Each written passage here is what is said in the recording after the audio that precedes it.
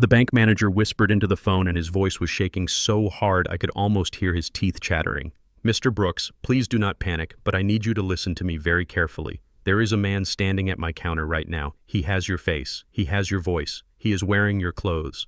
But I know it is not you because you are on the phone with me. And Mr. Brooks, he is holding your wife's hand." I replied, "That is impossible. My wife is on a business trip in Chicago." The voice on the other end lowered to a terrified hush. "No, sir. She is right here. And they just requested access to Box 704. Please come immediately. Use the back entrance. And do not tell anyone. My name is Jeremiah Brooks. I am 68 years old. I spent 40 years pouring concrete, breaking my back, and building a construction empire from the dirt up so that my family would never know the hunger I knew as a child. I thought I had earned my peace. I thought I had earned respect.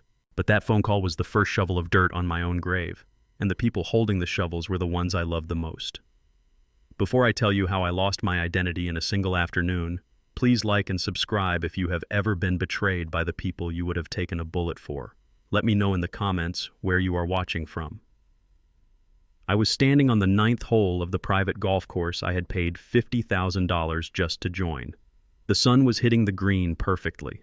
The air smelled like fresh-cut grass and old money. I was about to sink a putt that would have won me $100 from a retired judge. My life was perfect. Then my phone vibrated in my pocket.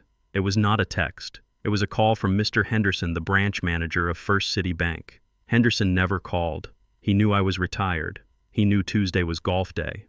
I answered, expecting him to ask about a wire transfer or a charity donation. Instead, he dropped a bomb that shattered my reality. He told me about the man. He told me about my wife, Camilla. He told me about Box 704. My blood turned into ice water. Box 704 was not just a safety deposit box. It was my doomsday vault. It contained $2 million in loose diamonds and bearer bonds.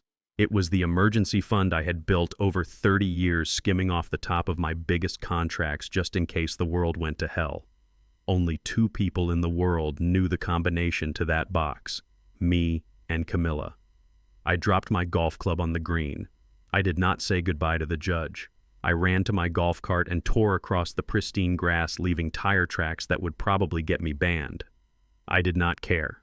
I jumped into my car and drove like a man possessed. I ran 3 red lights. I cut off a police cruiser. I did not even look in the rearview mirror. My mind was racing, trying to find a logical explanation. Maybe it was a prank. Maybe Henderson was having a stroke. Maybe I was having a stroke. Camilla was in Chicago. I had driven her to the airport myself yesterday morning. I had kissed her goodbye at the terminal. I had watched her walk through security. But deep down in the pit of my stomach, I knew Henderson was right. I had felt a distance in Camilla lately, a coldness. She was younger than me, beautiful, ambitious. I had hired her as my secretary 20 years ago, and she had worked her way up to being my wife. I gave her everything. Furs, cars, a mansion that barely fit on the lot. But lately, she looked at me like I was a piece of furniture that had gone out of style. I skidded into the rear alley behind the bank. Henderson was waiting for me by the heavy steel service door. He looked pale, sweating through his expensive suit.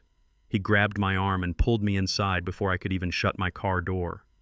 He put a finger to his lips and led me down a narrow hallway that smelled of cleaning supplies and old paper. We did not go to the lobby. We went into the security control room. It was a small dark room illuminated only by the glow of 20 monitors covering every inch of the bank.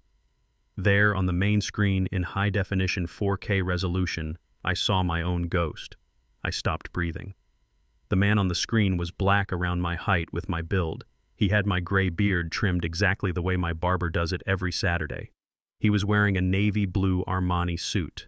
My hand went to my chest because I recognized that suit. I had bought that suit last week for a gala next month. It was hanging in my closet this morning, or at least I thought it was. Then I saw Camilla. She was standing next to him, her hand resting possessively on his arm. She was wearing the red dress I bought her for our anniversary. She looked radiant. She looked happy. She leaned in and whispered something in the man's ear, and then she kissed him on the cheek. It was not a peck. It was a kiss of intimacy. A kiss of conspiracy. I felt a roar build up in my throat. I turned to the door, ready to storm out there and tear them apart with my bare hands. I was a construction worker before I was a CEO. I knew how to fight. Henderson stepped in front of me, blocking the way.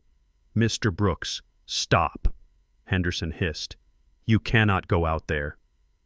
"Move, Henderson," I growled. "That is my wife, that is my money, and that is some clown wearing my clothes."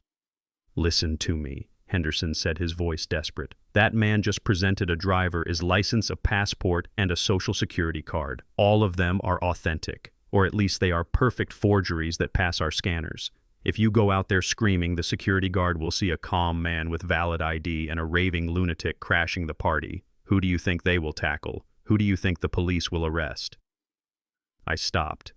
The rage was still boiling, but the street smarts that had kept me alive in the construction business kicked in. Henderson was right. If I walked out there, I would look like the imposter. I turned back to the screen. "What are they doing now?" I asked, my voice sounding like gravel. "They are signing the access log," Henderson said. "He is forging your signature." And Mr. Brooks, the machine, accepted it. I leaned in closer to the monitor. "Zoom in," I commanded. "Zoom in on his hands." Henderson typed on the keyboard. The camera zoomed in on the counter. The man was holding a pen. His hand was steady, but that was not what caught my eye. On the back of his right hand, stretching from his knuckles to his wrist, was a scar, a jagged, Y-shaped scar of raised keloid skin. I looked down at my own right hand. I had the exact same scar. I got it in 1990 on a job site in Detroit. A bucket of hot liquid asphalt had tipped over. It had burned through my glove and cooked my skin. It was a unique mark, a fingerprint of pain. There was no way this man had the same accident. "That is makeup," I whispered. "It has to be. It is a masterpiece," Henderson muttered. "They have studied you, Jerry. They did not just find a look-alike. They built a copy." I watched as the teller handed them the long metal box. Box 704. I saw Camilla's eyes light up. It was a look of pure greed. She did not look at the man. She looked at the box. She punched in the code on the keypad. She didn't hesitate. The box popped open. They began to empty it. They didn't even go to a private room. They were so confident, so arrogant, they were dumping diamonds into a leather satchel right there at the counter. "Who is he?" I asked, my fists clenching so hard my nails dug into my palms. "Who is the man I do not know," Henderson said. "But look who just walked in the front door." I looked at the monitor showing the main entrance. The automatic doors slid open. A young man walked in. He was tall, white, with blonde hair slicked back and a smile that looked like it cost more than my first house. He was wearing a beige suit and sunglasses. It was Hunter, my son-in-law. The air left the room. Hunter was married to my daughter, Jasmine. I had handed him the keys to my construction company 2 years ago when I decided to retire. I trusted him. I treated him like the son I never had. I defended him when my friends said I was crazy for letting a white boy from the Hamptons run a black-owned business built from the mud. I told them Hunter was smart. I told them he was family. Hunter walked up to the counter. He didn't look surprised to see my wife with another man. He walked right up to the imposter and slapped him on the back. He shook the imposter's hand. Then he leaned over and kissed Camilla on the cheek. They were laughing. They were celebrating. This was not just a robbery. This was a coup. Henderson looked at me with pity. "Jerry, I am so sorry. I did not want his pity. I wanted blood." But as I watched Hunter high-five the man who was stealing my life, I realized something terrifying. This wasn't something they planned overnight. The scar, the suit, the ID, this took months, maybe years. And if they were here emptying my emergency fund, it meant the endgame had already started. "Call the police," Henderson said, reaching for the phone. "No," I stopped him. "If you call the police, Hunter will show them the paperwork. He runs the company. He manages my trust. He will tell them I am senile. He will tell them I am the imposter. They have prepared for this." "Then what are you going to do?" Henderson asked. "I am going to go home," I said, my voice cold and steady. "I am going to open my personal safe. I am going to get my gun. And then I am going to remind Hunter that I did not build my company with handshakes. I built it with a sledgehammer." I turned to leave, but I stopped at the door. "Henderson, freeze that account. Don't let them take anything else." "I can try to stall them," Henderson said. "But Jerry, be careful. That man out there, he looks just like you. But his eyes, they are empty." I ran back to my car. I didn't speed this time. I drove with a terrifying calm. I needed to get to the house before they did. I needed to be waiting for them. I needed to see the look on Camilla's face when the dead man walking was sitting in her living room chair. But as I pulled into the driveway of the estate I had built with 40 years of sweat, I saw something that made me slam on the brakes. The front door was open, and my safe, the one hidden behind the portrait in the study, the one that held my father's revolver. I knew even before I walked inside that it was already empty. They were not just stealing my money, they were disarming me, they were erasing me, and I had walked right into the trap. The front door of my estate was wide open and swinging gently in the afternoon breeze like a mouth left agape in shock. I stepped over the threshold of the home I had built with brick and mortar and blood money from the toughest years of my life. It felt like stepping into a mausoleum. The air inside was freezing as if someone had cranked the air conditioning down to 0 to preserve a corpse. My footsteps echoed on the marble floors that Camilla had insisted on importing from Italy 5 years ago. I did not call out her name. I did not call out for the housekeeper. I knew with a sickening certainty that the house was empty of allies. I ran toward my study. My heart was hammering against my ribs like a trapped bird. This room was my sanctuary. It was where I smoked my cigars and looked over blueprints and felt like the king of my own little world. I went straight to the large oil painting of the first apartment complex I ever built in 1985. My hands were shaking so bad I could barely grip the frame. I swung the painting aside. The steel door of the wall safe was exposed. It was already open. I stared into the dark metal void and felt my knees buckle. It was not just empty, it was scrubbed clean. My father's Smith & Wesson revolver, which I had kept oiled and loaded since the day he died, was gone. That gun was not just a weapon, it was my history. It was the only thing that stood between my family and the wolves during the riots back in the day. Gone. My passport, with all the stamps from the countries Camilla and I had visited, was gone. The $50,000 in emergency cash I kept bundled in rubber bands was gone. I stood there staring at the empty metal box and realized the terrifying truth. I had been disarmed. I had been stripped of my identity and my means of escape. I was a general standing on a battlefield without a sword or a shield. They had not just robbed me, they had declawed me. They knew I would come here. They knew exactly what I would reach for. This was not a burglary, it was a strategic demolition of my life. Then I heard the sound of tires crunching on the gravel driveway outside. The heavy thud of luxury car doors closing followed. They were here. Panic is a strange thing. It can make a 68-year-old man do things he would never dream of. I looked around the room for a weapon, but there was nothing heavy enough to do damage. The voices were getting closer. I heard Hunter's laugh. It was a loud, arrogant sound that grated on my nerves. I heard the click of Camilla's heels on the marble. I had seconds. I did the only thing I could do. I opened the door to the coat closet in the corner of the study and squeezed myself inside. I pulled the door shut until there was only a sliver of light coming through. I was the founder of Brooks Construction. I employed 400 men. I had shaken hands with mayors and senators. And here I was hiding among winter coats and smelling of mothballs like a frightened child in his own house. The humiliation burned hotter than the anger. The study door opened. Light flooded the room. Through the crack, I saw them walk in. Hunter walked in first, looking like he owned the place. He threw his car keys on my mahogany desk. The disrespect of it made my jaw clench. Then Camilla walked in. She looked beautiful and dangerous in her red dress. And finally, Curtis walked in. The imposter. Seeing him in my house, breathing my air, wearing my face, was like looking into a twisted funhouse mirror. Hunter sat on the edge of my desk. He picked up my crystal decanter and poured himself a drink. He did not even offer one to the others. He looked at Curtis and grinned. "You did good today, Curtis. You really sold it at the bank. The old man is probably still driving around in his golf cart looking for his balls while we are cashing out his life savings." Curtis laughed. It sounded exactly like my laugh. It was terrifying. He rubbed his hand over the scar on his right hand. The fake scar. "I told you I studied him. I watched hours of his interviews. I know how he walks. I know how he clears his throat. But Hunter, when do I get the rest of the money? I am not signing those transfer papers tomorrow until I see the wire in my account." Hunter waved his hand dismissively. "Don't worry about the money. You sign the papers transferring the company to me tomorrow morning, and you will have $500,000 in your offshore account by noon.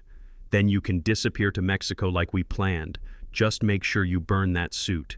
I do not want to see it again." Camilla walked over to the window and looked out. She wrapped her arms around herself as if she was cold. "Can we hurry this up, please? I want to get out of here." Hunter looked at her over the rim of his glass. "What is the matter, Camilla?" Getting sentimental about the old house. She turned around and her face was twisted in disgust. "It is not the house. It is the smell. This whole room smells like him.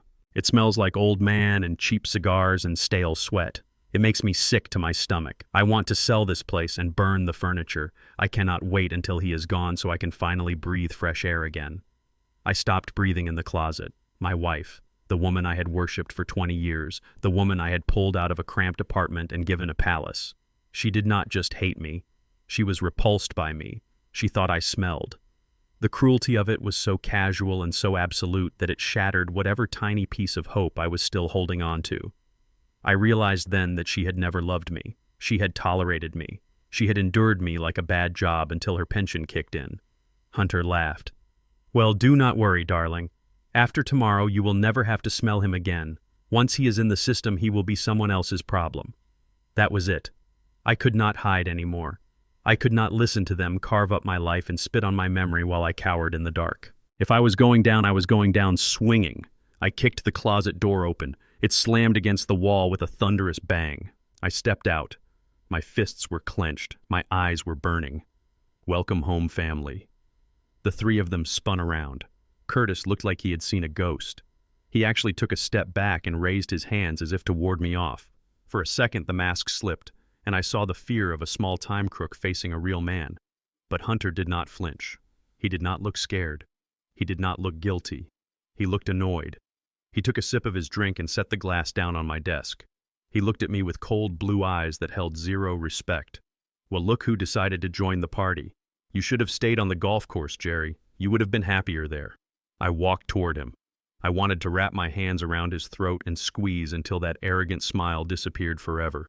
"Get out of my chair. Get out of my house. And you." I pointed a shaking finger at Camilla.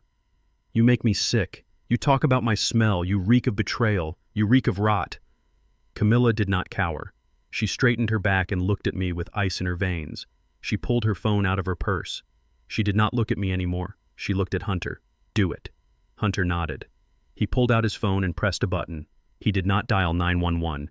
He pressed a speed dial. "Security. Get in here. The package is unsecured." The package. I was the package. I lunged at Hunter. I was fast for my age, but he was 30 years younger. He sidestepped me easily and shoved me hard against the bookshelf. My back slammed into the wood. Pain shot down my spine. Before I could recover, the study doors burst open.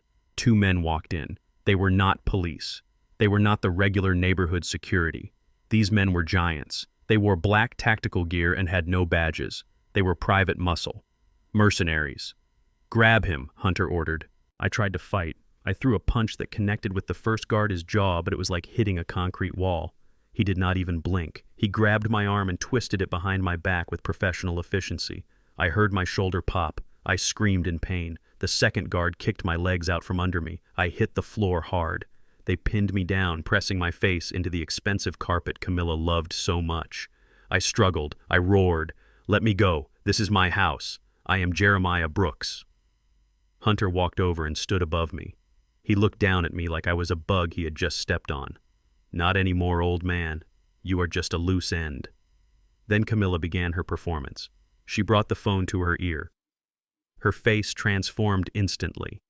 The cold hatred vanished and was replaced by a mask of sheer terror. She was crying. She was shaking. It was an Oscar-worthy performance. 911. "Please help me. There is a man in my house. He is attacking my husband. He is violent. He has a weapon. Please hurry. He thinks he is Jeremiah Brooks, but my husband is right here next to me. The intruder is delusional. I think he's going to kill us." She looked down at me while she spoke to the operator. Her eyes were dry and dead, but her voice was hysterical. "Please send the police. Send an ambulance. He is screaming that he owns this house. He is completely insane." I looked up at Curtis. The imposter was standing next to Camilla, holding her hand, looking concerned. He was playing the role of the terrified husband. I realized then that this was not just a robbery. This was an erasure. They were not just taking my money. They were stealing my sanity. They were stealing my name. The sirens wailed in the distance, getting closer. And for the first time in my life, I was not relieved to hear the police coming. I was terrified, because I knew when they walked through that door, they would not see a victim. They would see an angry black man pinned to the floor screaming about conspiracies, while a crying woman and a calm white man in a suit told them exactly what they wanted to hear. I was trapped, and the nightmare had only just begun. The flashing red and blue lights bouncing off the walls of my study felt like a disco for the damned. Two uniformed officers stormed through the open doors with their hands on their holsters and their eyes scanning the room for threats. From my position pinned against the floor with a knee digging into my spine, I knew exactly what threat they saw. They saw a 68-year-old black man screaming and struggling against private security. They did not see the owner of the house. They saw a problem that needed to be neutralized. "Officer, please help me," Camilla screamed, her voice cracking with practiced hysteria. She pointed a trembling finger at me. He broke in. "He is crazy. He thinks he is my husband." The first officer, a young man with a buzz cut, pointed his taser at me. "Stay down. Do not move." I stopped struggling. I knew how this game was played. If I moved, they would taser me. If I shouted, they would beat me. I took a deep breath and tried to speak calmly. "Officer, my name is Jeremiah Brooks. This is my house. These people are intruders. Please check my identification." That was the trap. I had no identification. My safe was empty. My wallet was gone. Hunter stepped forward. He walked with the easy confidence of a man who has never been afraid of the police in his life. He held his hands up in a non-threatening gesture, his beige suit looking immaculate amidst the chaos. "Officers, thank God you are here. I am Hunter Van Doren. This is my mother-in-law, Mrs. Brooks, and her husband, Mr. Jeremiah Brooks." He gestured to Curtis the imposter. Curtis stood tall, adjusting his tie, looking every inch the dignified businessman I used to be. He reached into his pocket and produced a leather wallet. He handed a driver license to the officer. The officer looked at the ID. He looked at Curtis, then he looked down at me. The resemblance was uncanny, but the ID matched the man standing up, not the man on the floor. "Who is this, then?" the officer asked, gesturing at me with his boot. Hunter sighed, a sound of deep, tragic exhaustion. "This is the man we called about. He has been stalking the family for weeks. We believe he is suffering from early-onset Alzheimer and severe delusions. He has convinced himself he is Mr. Brooks. He gets confused. He gets violent. We tried to help him, but he attacked the security guards. It was a masterclass in manipulation." Hunter spoke their language. He was calm, he was articulate, he was white. He painted a picture that made sense to them. A crazy old man off his meds, a danger to society. "That is a lie," I roared, unable to hold back. "Check his hand. He has a fake scar at his makeup. Check his hand." The officer did not check Curtis' hand. Instead, he nodded to his partner. "Cuff him." They hauled me up from the floor. They wrenched my arms behind my back so hard I felt my rotator cuff tear. The cold steel of the handcuffs bit into my wrists. I looked at Camilla. She buried her face in Curtis' shoulder, pretending to sob. I looked at Hunter. He gave the officer a sympathetic nod, as if they were partners in dealing with a difficult child. "I am sorry you have to deal with this, officers," Hunter said smoothly. "We just want him to get the help he needs. Please take him to St. Jude Psychiatric Ward. We will pay for his evaluation. We do not want to press charges yet. We just want him safe." Safe. He wanted me locked away where no one could hear me scream. They dragged me out of my own house. My neighbors were watching from their driveways. I saw Mrs. Higgins, who I had waved to every morning for 10 years, covering her mouth in shock. I wanted to yell to her to tell her it was me, Jerry, but shame choked the words in my throat. I was shoved into the back of the cruiser. The hard plastic seat smelled of vomit and despair. As we drove away, I watched my house disappear in the rearview mirror. It was the last time I would see it as a free man. The holding room at St. Jude Psychiatric Ward was a white box with no windows. The air smelled of antiseptic and stale urine. They had taken my belt, my shoelaces, and my dignity. I sat on a metal cot bolted to the floor, shivering in a paper gown. My shoulder throbbed with a dull ache. I did not know how much time had passed. There were no clocks. Time was just a fluid concept, measured by the buzzing of the fluorescent lights overhead. I was trying to keep my mind sharp, trying to formulate a plan, but panic was clawing at the edges of my thoughts. Then the heavy metal door buzzed and opened. A young woman walked in. My heart leaped into my throat. It was Jasmine, my daughter. My Jazzy. She looked terrible. Her eyes were red and puffy. She was wringing her hands, a nervous habit she had since she was a little girl. Hunter stood in the doorway behind her, leaning against the frame like a prison warden. He did not come in.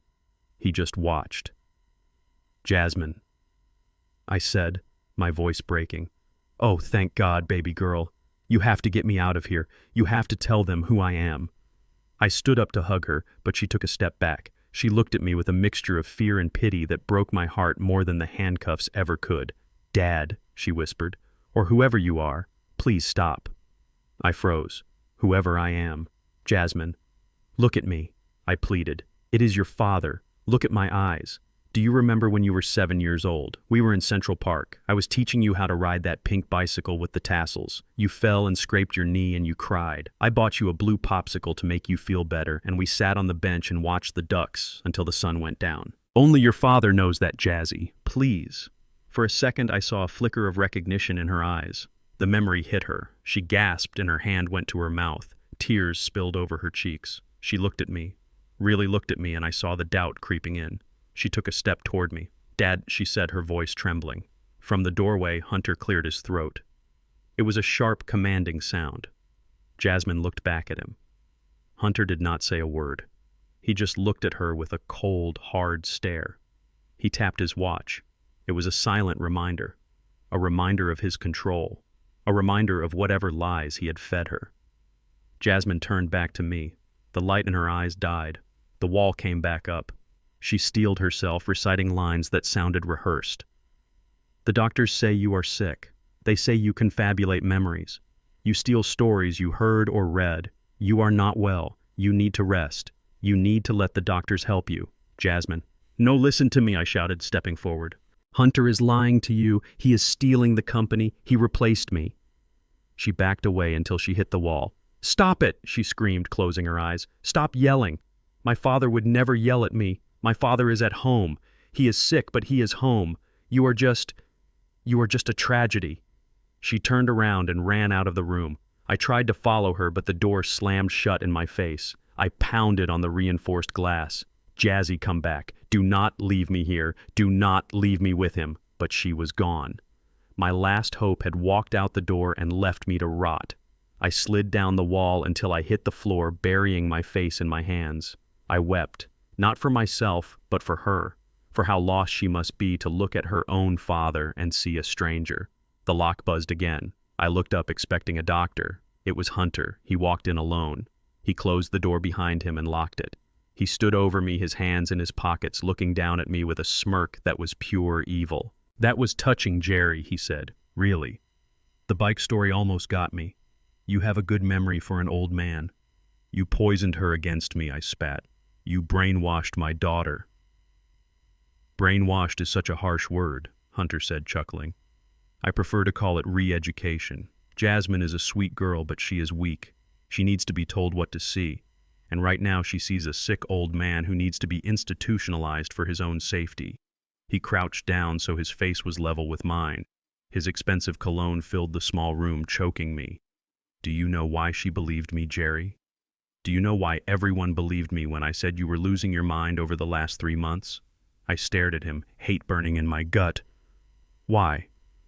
"Because I made it true," Hunter whispered. He pulled a small orange pill bottle out of his pocket. He rattled it next to my ear. "Your blood pressure medication. Or at least that is what you thought it was. For the last 3 months I have been swapping your pills. I replaced them with a mild hallucinogen and a sedative. That is why you have been forgetting things, Jerry. That is why you have been having mood swings. That is why you fell asleep at the dinner table. You weren't getting old, you were getting dosed."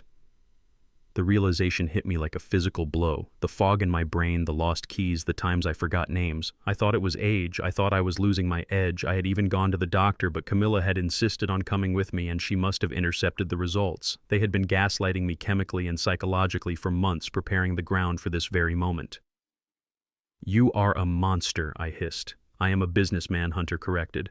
"And right now I am closing the biggest deal of my life." He pulled a folded document and a pen from his inside jacket pocket. He placed them on the metal cot. "This is a power of attorney, Jerry. It gives me full control over your assets, your company, and your medical decisions. Sign it. If you sign it, I will make sure you get moved to a nice private facility with a garden." You can live out your days playing bingo and forgetting who you are. And if I do not sign it, I asked, my voice low and dangerous. Hunter shrugged. Then you stay here, in the state ward, with the violent offenders and the screamers, and I will make sure the doctors keep you so sedated you will not even know your own name by Christmas.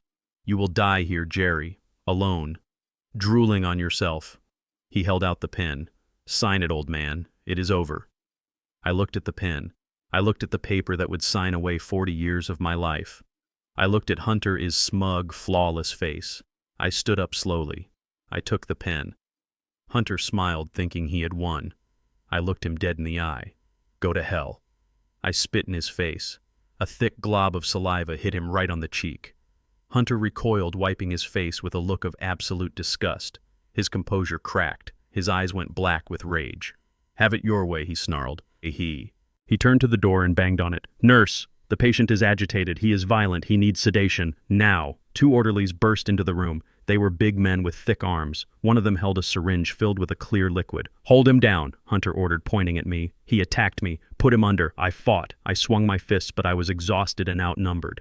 They tackled me to the cot. I felt the cold needle pierce my arm. I tried to fight the darkness that rushed into my veins. I tried to keep my eyes open. I tried to hold on to my name. Jeremiah Brooks. I am Jeremiah Brooks. But the darkness was too strong. The last thing I saw was Hunter standing over me, wiping his cheek, watching me fade away. And the last thing I heard was his voice whispering from a million miles away. Goodbye, Jerry. Sweet dreams. The cold liquid burned its way up my arm, and I felt the chemical fog trying to drag me under. It was a heavy, suffocating blanket of artificial sleep. Most men in my position would have panicked or surrendered to the darkness, but Hunter had made a fatal mistake. He thought he was dealing with Jeremiah Brooks, the CEO who signed checks in an air-conditioned office. He forgot that before I wore Italian suits, I wore hand-me-downs in the projects. He forgot that I survived the crack epidemic of the 80s, not by being soft, but by knowing exactly how to survive when the world wants you dead. I knew that fighting the sedatives with willpower alone was a losing battle. I needed pain. Pain is the only thing loud enough to scream over the silence of sedation. I clamped my teeth down on the side of my tongue. I bit down until I tasted the hot, metallic tang of copper.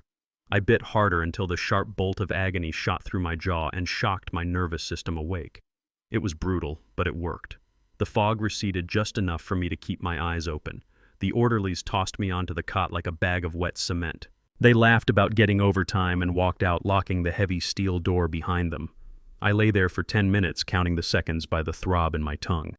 I watched the red, blinking eye of the security camera in the corner. I knew Hunter would be watching. I had to give him a show. I let my mouth hang open. I let the drool run down my chin. I twitched my legs spasmodically like a man whose brain was frying. When I was sure they were not coming back, I rolled off the cot. I crawled to the blind spot in the corner of the room right under the camera. It was a trick I learned in juvenile detention 60 years ago. Every camera has a blind spot if you get close enough to the wall. I shoved 2 fingers down my throat. My stomach convulsed. I retched violently, purging the clear liquid and the bile onto the floor. It was disgusting and humiliating, but as I wiped my mouth with the back of my hand, I felt my mind sharpen. The sedative was still in my blood, but the bulk of it was on the concrete. I was weak, but I was me. I spent the next 12 hours playing the role of the vegetable. I sat on the floor staring at the wall. I mumbled nonsense syllables whenever a nurse came in to check my vitals. I peed on myself once just to sell the act. It cost me every ounce of dignity I had left, but it bought me invisibility. They stopped looking at me as a threat. They started looking at me as a piece of furniture. The next morning, a new shift started. A young nurse walked in. She was a black woman, maybe 25 years old, with braids pulled back in a tight bun, and eyes that looked too tired for her age. Her name tag read, Nia. She was not like the others. She did not look at me with disgust or indifference. She looked at the clipboard in her hand, and then she looked at me with a deep frown. She checked the monitors. She checked my IV drip. Then she looked back at the clipboard. I saw her hesitate. She bit her lip. She knew something was wrong. Hunter had paid for a diagnosis of Alzheimer and dementia, but biology does not lie. The blood work must have come back clean or inconsistent with the heavy medication I was supposedly on. She leaned over to check my pulse. Her hand was warm. She was close enough that I could smell her peppermint gum. This was my only chance. If I was wrong about her, I would be sedated until I died. If I was right, she was my lifeline. I grabbed her wrist. I did not grab it hard. I grabbed it with intention. She gasped and tried to pull away, but I held on. I dropped the slack-jawed act. I looked her dead in the eye with the intensity that used to make foremen tremble on my construction sites. "Do not scream," I whispered, my voice raspy but clear. "Look at the blood work, Nia. It does not match the chart. You know it does not match." She froze. Her eyes went wide. She looked at the door, then back at me. "Who are you?" she whispered. Her voice was shaking. "The chart says you are Jeremiah Brooks, but the blood type is wrong for the medication history they gave us, and your liver enzymes are perfect for a man who is supposed to be on this cocktail." "I am Jeremiah Brooks," I said, "but the man who put me here is trying to erase me. Listen to me very carefully. I have a lawyer. His name is Thaddeus Marshall. You call him. You tell him Omega Red." Nia shook her head, backing away. "I cannot. I will lose my job. They will arrest me." I gripped the side of the cot. "I did not beg. I negotiated. If you make that call, Thaddeus Marshall will give you $50,000 in cash by tonight. No questions asked. You are a student, right? I saw the textbook in your bag. $50,000 pays off your loans and gets you out of this hellhole. Or you can walk out that door and let an innocent man die." She stared at me. I saw the war in her eyes. Fear against conscience. Greed against safety. She was young, but she was smart. She looked at the camera in the corner, then she looked at the vomit I had tried to hide in the blind spot. She realized I had purged the drugs. She realized I was sane. "Omega Red," she repeated softly. "Yes," I said. "Do not use the hospital phone. Use a burner. Tell him Jerry says the wolf is in the hen house." She did not say yes. She just nodded once. A sharp jerk of her chin. She adjusted my blanket, making it look like she was just doing her rounds, and walked out. I did not know if she would do it. I just had to pray that $50,000 was enough to buy a little bravery. Night fell like a hammer. The hospital went quiet. The only sounds were the distant moans of other patients and the hum of the ventilation. I did not sleep.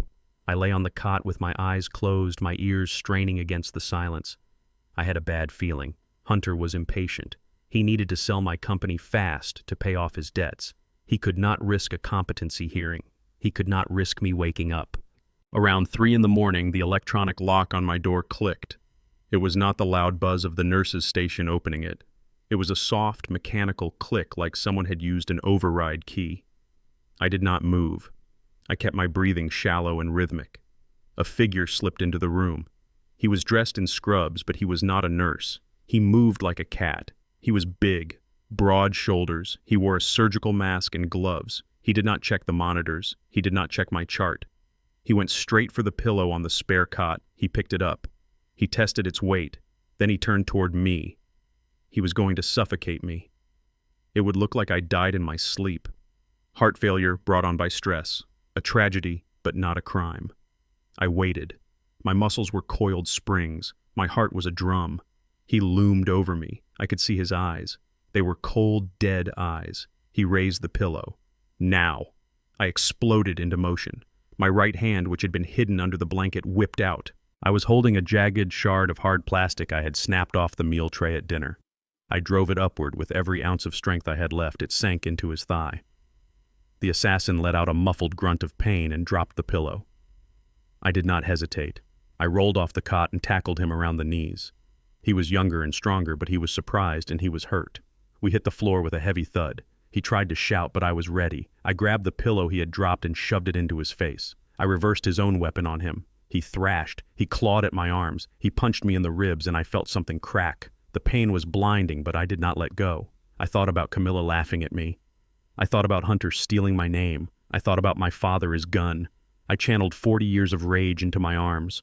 I rode him like a bull, pressing the pillow down until his thrashing slowed, until his hands stopped clawing, until he went limp. I held it for another minute just to be sure. I was panting, sweating, shaking. I checked his pulse.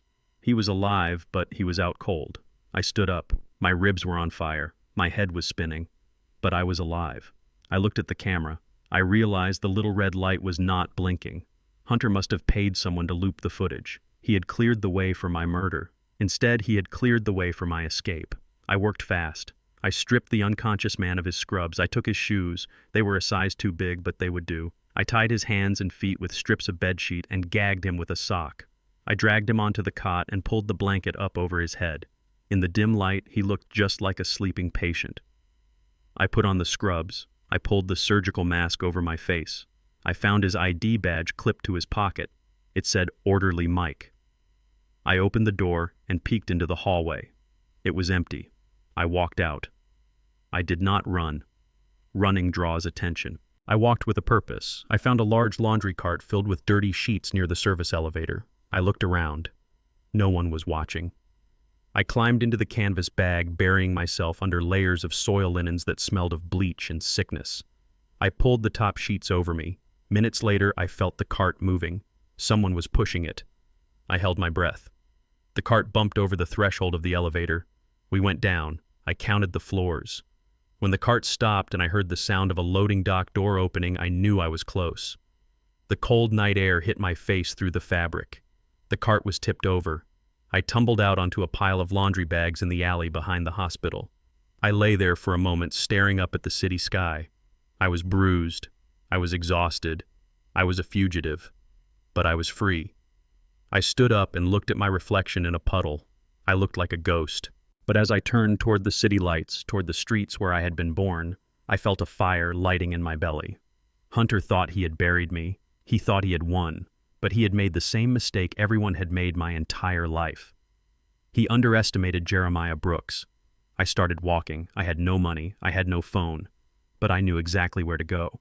I was going back to the hood. I was going back to the only people who never cared about my bank account. And from there, I was going to burn Hunter is world to the ground.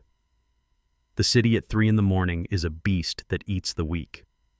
I walked down 4th Avenue with my head down and my shoulders hunched against the biting wind. The stolen shoes I had taken from the assassin were a size too big, and they blistered my heels with every step. I was wearing hospital scrubs that smelled of industrial bleach, and another man is sweat. My ribs throbbed in a rhythm of dull fire every time I took a breath. I was Jeremiah Brooks. Jeremiah. I was a man who had shook hands with presidents. I was a man whose signature could move mountains of steel and glass. And here I was walking past garbage cans looking for something to cover myself with because I was freezing to death. I stopped in front of an electronics store. The security grate was down, but the wall of televisions in the display window was still on. They were all tuned to the 24-hour news cycle. And there I was. Or at least there was the man who stole my face. The headline scrolled across 20 screens in bright red letters. Construction tycoon Jeremiah Brooks announces shock retirement, hands reins to son-in-law. I watched in silence as the camera zoomed in on Curtis. He was standing at a podium in the lobby of my headquarters. He looked magnificent. He was wearing my favorite charcoal suit. His posture was perfect. He was smiling that wide, charismatic smile that I used to charm city councils. Next to him stood Hunter. He looked humble. He looked grateful. He had a hand on Curtis's shoulder like a dutiful son. I wanted to scream. I wanted to smash the glass. Seeing Curtis masquerading as me was worse than the physical pain. It was a violation of my soul. He was not just stealing my money, he was stealing my legacy. He was taking 40 years of hard work and handing it over to a wolf in sheep's clothing while the whole world applauded. I turned away from the window. I could not watch anymore. Anger is a good fuel, but it does not fill an empty stomach. I had not eaten in 24 hours. My mouth was dry as sandpaper. I checked my pockets out of habit, but there was nothing. No wallet, no phone, no keys. I was a ghost. I needed to move. If I stayed in the city center, the police would pick me up. Hunter would have put out a bolo for an escaped mental patient. I needed to go somewhere where the police did not look too closely. I needed to go home. Not the mansion on the hill. My real home. I started walking south. It was 10 miles to the neighborhood where I was born. 10 miles of concrete and asphalt. My body screamed at me to stop. My legs felt like lead. I hallucinated from dehydration. I saw Camilla's face in the headlights of passing cars. I heard Jasmine's voice in the wind, but I kept putting one foot in front of the other. I counted the blocks. I focused on the pain in my feet because the pain meant I was still alive. The sun was just starting to bleed gray light into the sky when the architecture changed. The glass towers faded away, replaced by brick tenements and boarded-up storefronts. The streets were dirtier here, but the air smelled familiar. It smelled of ozone and fried grease and survival. I was back in the hood. I walked down Martin Luther King Boulevard until I saw the spinning red and white pole. Otis's barber shop. Ideally, it should have been closed, but I knew Otis. He opened at 5 in the morning for the shift workers and the insomniacs. The lights were on inside. I pushed the door open. The bell chimed. It was the same sound I had heard since I was 10 years old. The shop smelled of bay rum and talc powder and old conversation. Otis was sweeping the floor. He was 70 years old now, with hair like white wool and hands that were twisted with arthritis but still steady with a razor. He heard the door open and looked up. He saw a man in dirty scrubs with a face covered in grime and dried blood. He did not see his old friend. He saw a junkie looking for trouble. He grabbed a baseball bat from behind the counter. He moved fast for an old man. "Get out," he barked. "We are not open for business. I do not have any cash, and I do not have any drugs. Turn around and walk out before I crack your head open." I tried to speak, but my throat was so dry it came out as a croak. I stepped into the light. I raised my hands. "Otis," I rasped. "It is me. It is Jerry." Otis tightened his grip on the bat. He squinted at me. "Jerry who?" "Jeremiah Brooks," I said. "Jeremiah Brooks. I sat in that chair right there when I got my first haircut. You gave me a lollipop because I cried. I paid for your hip surgery last year, Otis. Look at me." Otis froze. He dropped the bat. It clattered loudly on the checkerboard floor. He walked slowly toward me, his eyes wide with disbelief. He reached out and touched my face. He felt the grit on my skin. He looked into my eyes. "Lord have mercy," he whispered. "Jerry, is that really you? The news said you were retiring. They said you were at a gala." "That is not me, Otis," I said, my legs finally giving out. I grabbed the barber chair to keep from falling. "That is an imposter. They took everything, Otis. They took my name." Otis caught me before I hit the floor. He helped me into the chair. He did not ask questions. Not yet. He ran to the back and got a bottle of water and a towel. He wiped my face. He gave me a sip of water. I saw tears running down his weathered cheeks. "I thought you were dead," he said. "Or I thought you had finally forgotten about us." "I never forgot," I said. And that was the truth. The world thought Jeremiah Brooks was a self-made billionaire who left the hood behind. They did not know that for the last 10 years I had secretly bought every building on this block. I kept the rents low. I paid for repairs. I put kids through college. I did it through shell companies because I did not want the praise. I just wanted my people to be safe. Otis knew. A few others knew. And that loyalty was the only currency I had left. "Lock the door." "Otis," I said, "I need you to make a call."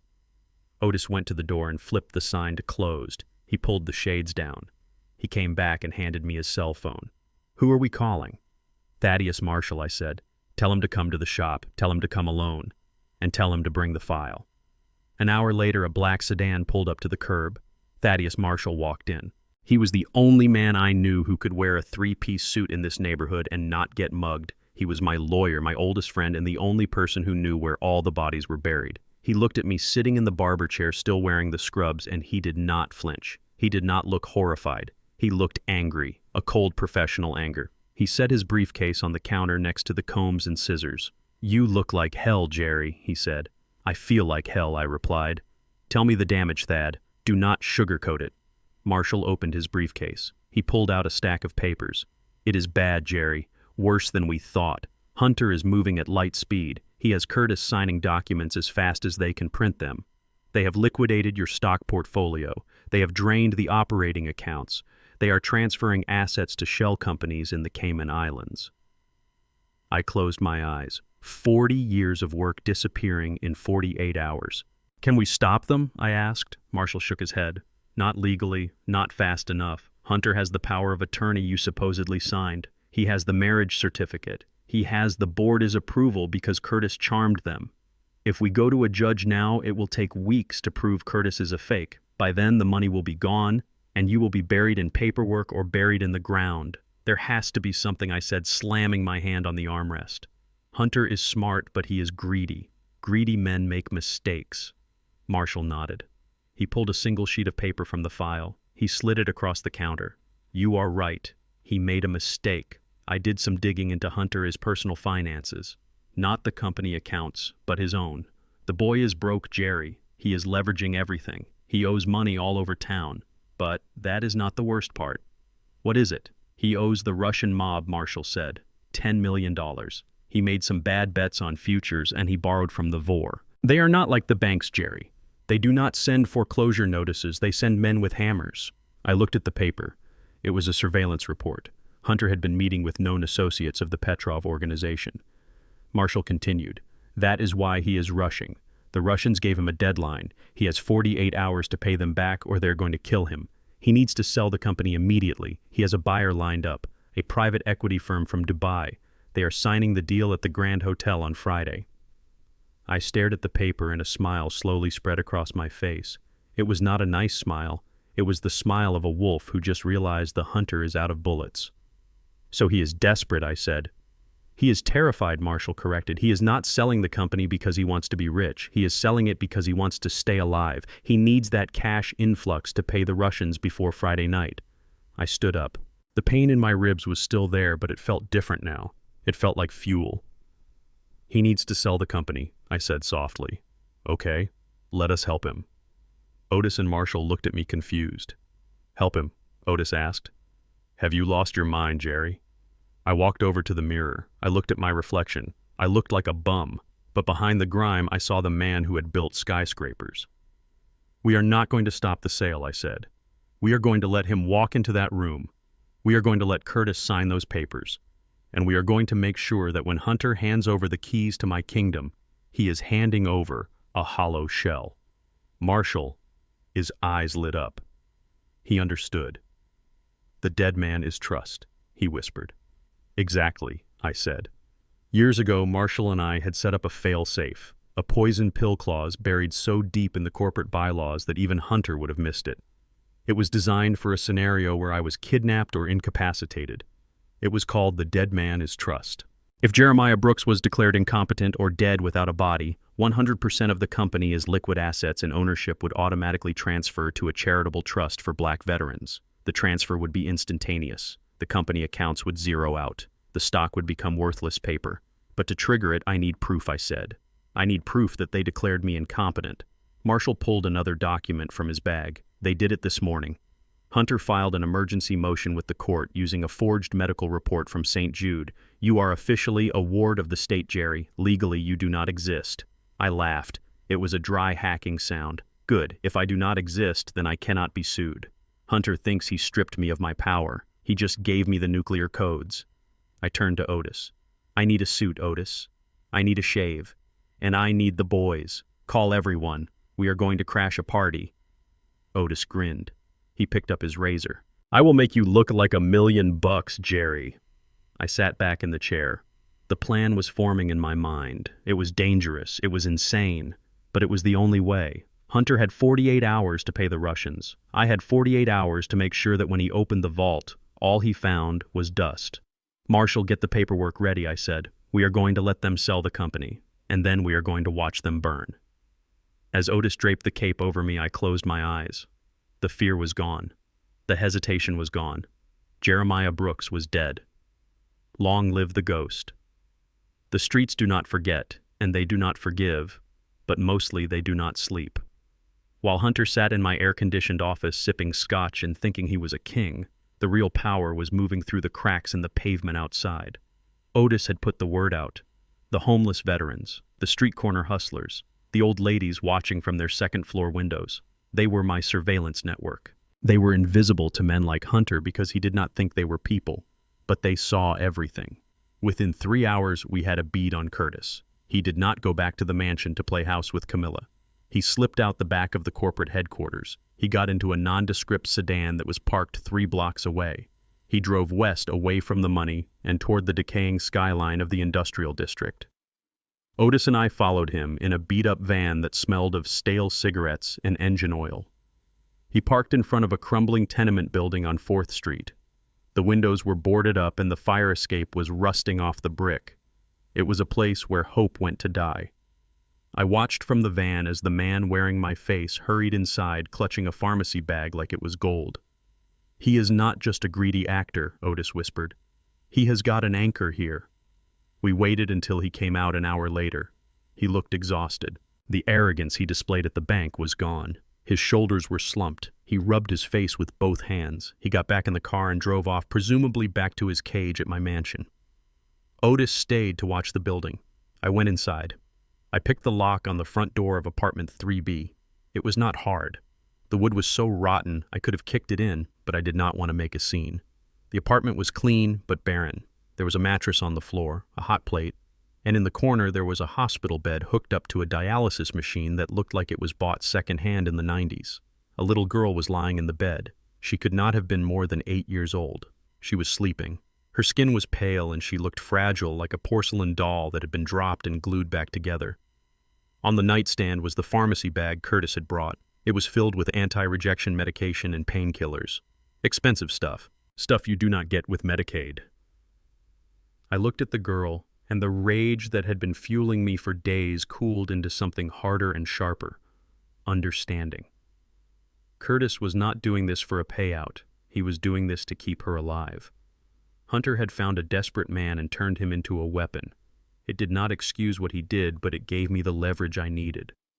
I sat in the single wooden chair in the darkest corner of the room, and I waited. Curtis came back the next evening. I heard his heavy footsteps on the stairs. He unlocked the door and stepped in carrying a bag of takeout food. He locked the door behind him and let out a long sigh.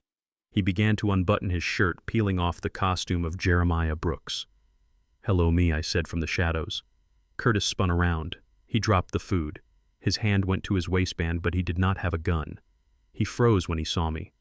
It must have been terrifying. It was like looking at his own ghost, but a ghost that had been through hell and came back for blood. I was wearing a suit Otis had found for me. It was 10 years out of style, but it was sharp. I was shaved. I was clean. And I was sitting in his chair like I owned his life. "Do not scream," I said, my voice low and level. "If you scream, I walk out that door. And if I walk out that door, Hunter wins. And if Hunter wins, you die. And if you die, she dies." I gestured to the sleeping girl. Curtis trembled. He looked from me to the girl. He looked like he was about to vomit.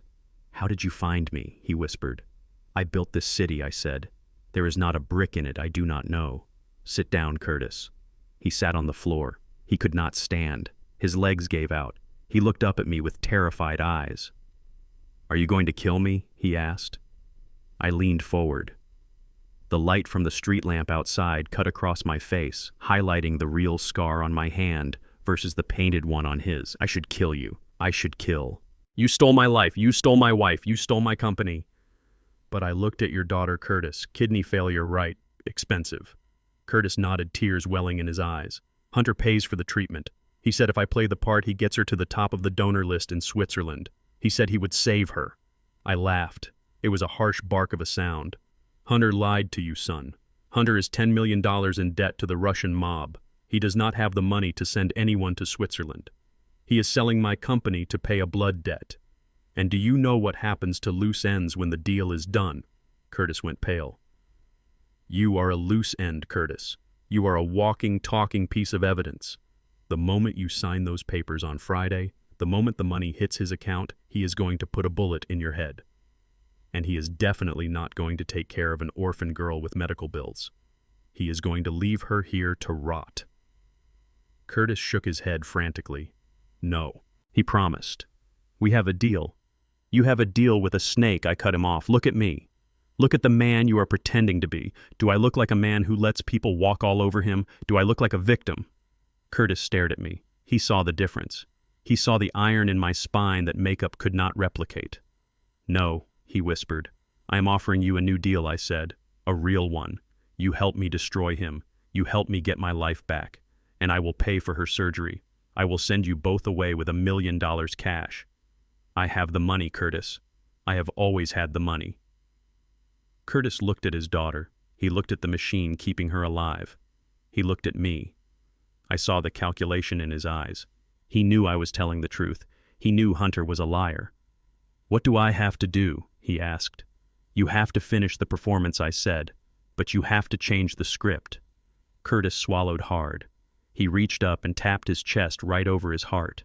He tapped it 3 times rapidly. Then he put a finger to his lips. "He is listening," he mouthed silently. He unbuttoned his shirt further. Taped to his chest was a small black device. A wire. It was transmitting everything.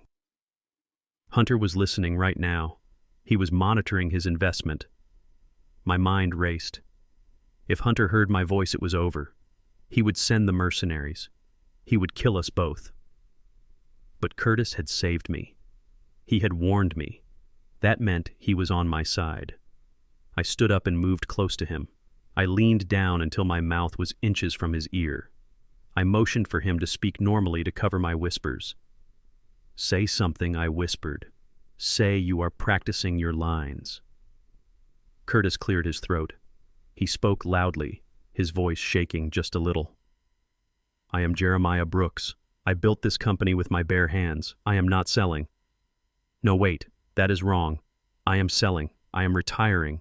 "Good," I whispered. "Keep talking." "Hunter is arrogant. He thinks he owns you. We are going to use that. We are going to make him think you are cracking up. We are going to make him think the pressure is getting to you." Curtis nodded, sweating. "I need a drink." "Where is the scotch?" "I cannot do this sober." I pointed to the kitchen. Curtis walked over his footsteps, heavy for the microphone to pick up. I followed him, staying in his shadow. "Listen to me," I whispered. "You are going to go back to that house. You are going to be difficult. You are going to be mean. You are going to treat Camilla like dirt. You are going to make Hunter nervous. You are going to make him think he is losing control of his puppet." "Why?" Curtis mouthed. "Because an angry man makes mistakes," I said. "I need him off balance.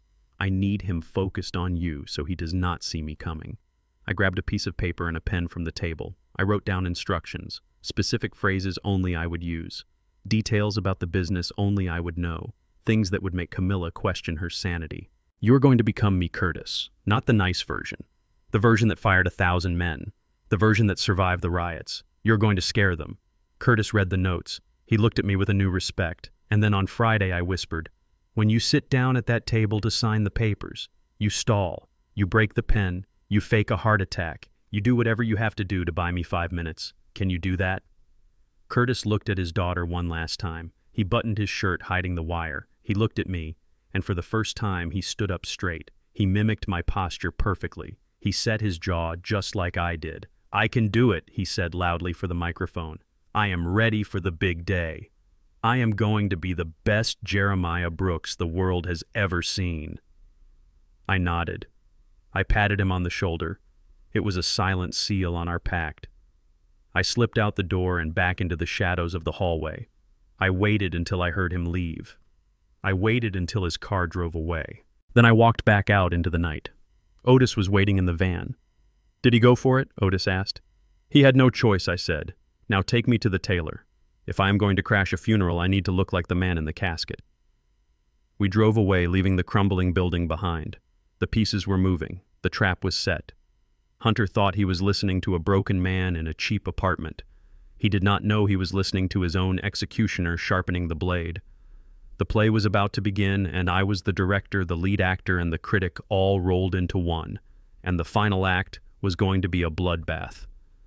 I sat in the back of the surveillance van parked 3 blocks away from my own estate, watching the monitor with the intensity of a bomb disposal technician. Otis adjusted the gain on the audio receiver.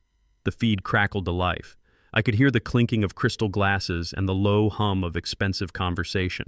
Inside my dining room, the stage was set for the most dangerous performance of my life. Hunter had invited the private equity partners from Dubai to finalize the sale of my company. They were expecting to meet Jeremiah Brooks, the legendary tycoon. Hunter was expecting Curtis to play the role of a submissive old man ready to sign away his legacy. But I was the director tonight, and I had given Curtis a new script. Curtis walked into the dining room. Through the button camera hidden on his vest, I saw the scene. The long mahogany table was set with my finest china. Camilla sat at one end, looking nervous in a silk dress. Hunter sat near the center, pouring wine for 3 men in sharp suits. They all stood up when Curtis entered. I pressed the talk button on my microphone. "Showtime." I whispered into Curtis's earpiece. "Do not smile. Do not shake hands yet. You are the king, and they are in your court. Intimidate them. Curtis stopped in the doorway. He did not smile. He looked at the investors with a disdainful sneer that I had perfected over 40 years of dealing with sharks. He slowly unbuttoned his jacket and sat down at the head of the table without waiting for anyone else. He ignored Hunter's outstretched hand. "Gentlemen," Curtis rumbled his voice, dropping an octave to match my gravelly tone. "You are drinking my best Pinot Noir. I hope you have the checkbook to justify it, because I do not open the cellar for charity." The investors looked surprised, but then they smiled. They liked strength. They liked arrogance. Hunter looked confused. He flashed a warning look at Curtis, but Curtis ignored him. Camilla tried to play the hostess. "Darling, have some soup. The chef made your favorite lobster bisque." I saw the bowl of soup placed in front of Curtis. I leaned into the mic. "Throw it." Curtis picked up the spoon. He tasted the soup. He spat it back into the bowl with a loud, wet sound that silenced the room.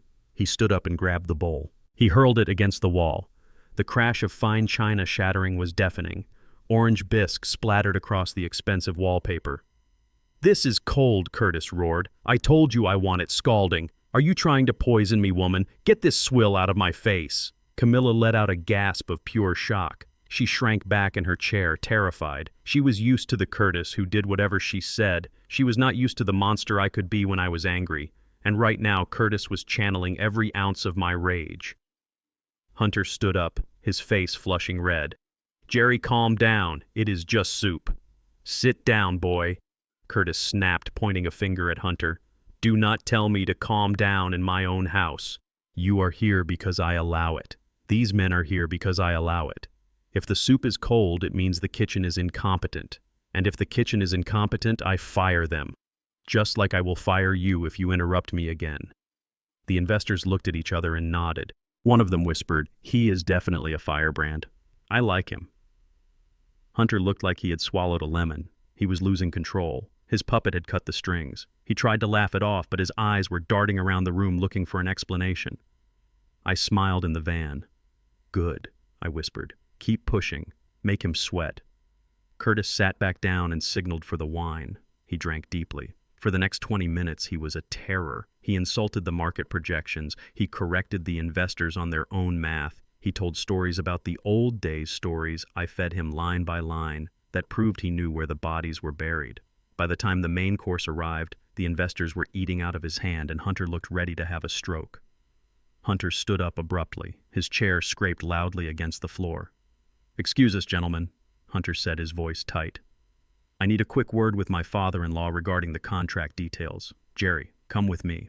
It was a command, not a request. Hunter marched toward the kitchen. Curtis hesitated. "Go," I whispered. "He is rattled. This is where we break him." Curtis stood up and followed Hunter into the kitchen. The swinging door closed behind them, cutting off the view of the dining room. The camera angle shifted to the stainless steel appliances and the terrified staff who were trying to clean up the mess. "Out," Hunter hissed at the chef. "Everyone out. Now." The staff scrambled out the back door, leaving the two men alone. Hunter spun around. The polite mask was gone.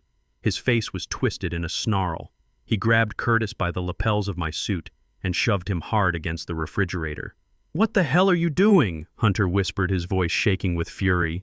"Are you drunk? Are you high? You are supposed to be the tired old man ready to retire. You are acting like a lunatic. You threw the soup. You insulted the buyers." I spoke into the earpiece, my voice calm and cold. "Tell him the truth, Curtis. Tell him he does not know business." Curtis shoved Hunter back. He smoothed his lapels with dignity. "I am closing the deal," Hunter Curtis said, repeating my words. "You are a soft boy from the suburbs. You think these men respect weakness. They do not. They respect power. If I act like a senile old fool, they will lowball us. If I act like a tiger, they will pay the premium. Do you want $10 million or do you want to be dead by Friday?" Hunter stared at him, stunned by the defiance. "I am the one calling the shots here," Hunter growled. "You are a hired actor. You do what I say." "No," Curtis countered, stepping into Hunter's space. "I am the face of this franchise. Without me, you have nothing. You need me to sign those papers, so let me do it my way. Unless you want to go out there and tell them you hired a fraud. It was a gamble. A massive one." Hunter's hand twitched. I saw the violence in his eyes. He raised his hand and slapped Curtis across the face. It was a vicious, backhanded strike that echoed in the tiled room. Curtis stumbled back, clutching his cheek. "Do not ever speak to me like that again," Hunter spat. "You are garbage. You are a tool. I own you. You finish this dinner, you play nice, and you sign those papers, or I will bury you right next to the real Jeremiah. Do you understand me?" Curtis nodded, keeping his head down. "I understand." "Fix your face," Hunter ordered, "and get back out there." Hunter turned to check his reflection in the oven glass, adjusting his tie. He took a deep breath, composing himself before heading back to the party. He did not see the door to the hallway crack open, just a fraction. But the camera on Curtis's chest saw it. Through the crack in the door, I saw a slice of a face. It was Jasmine.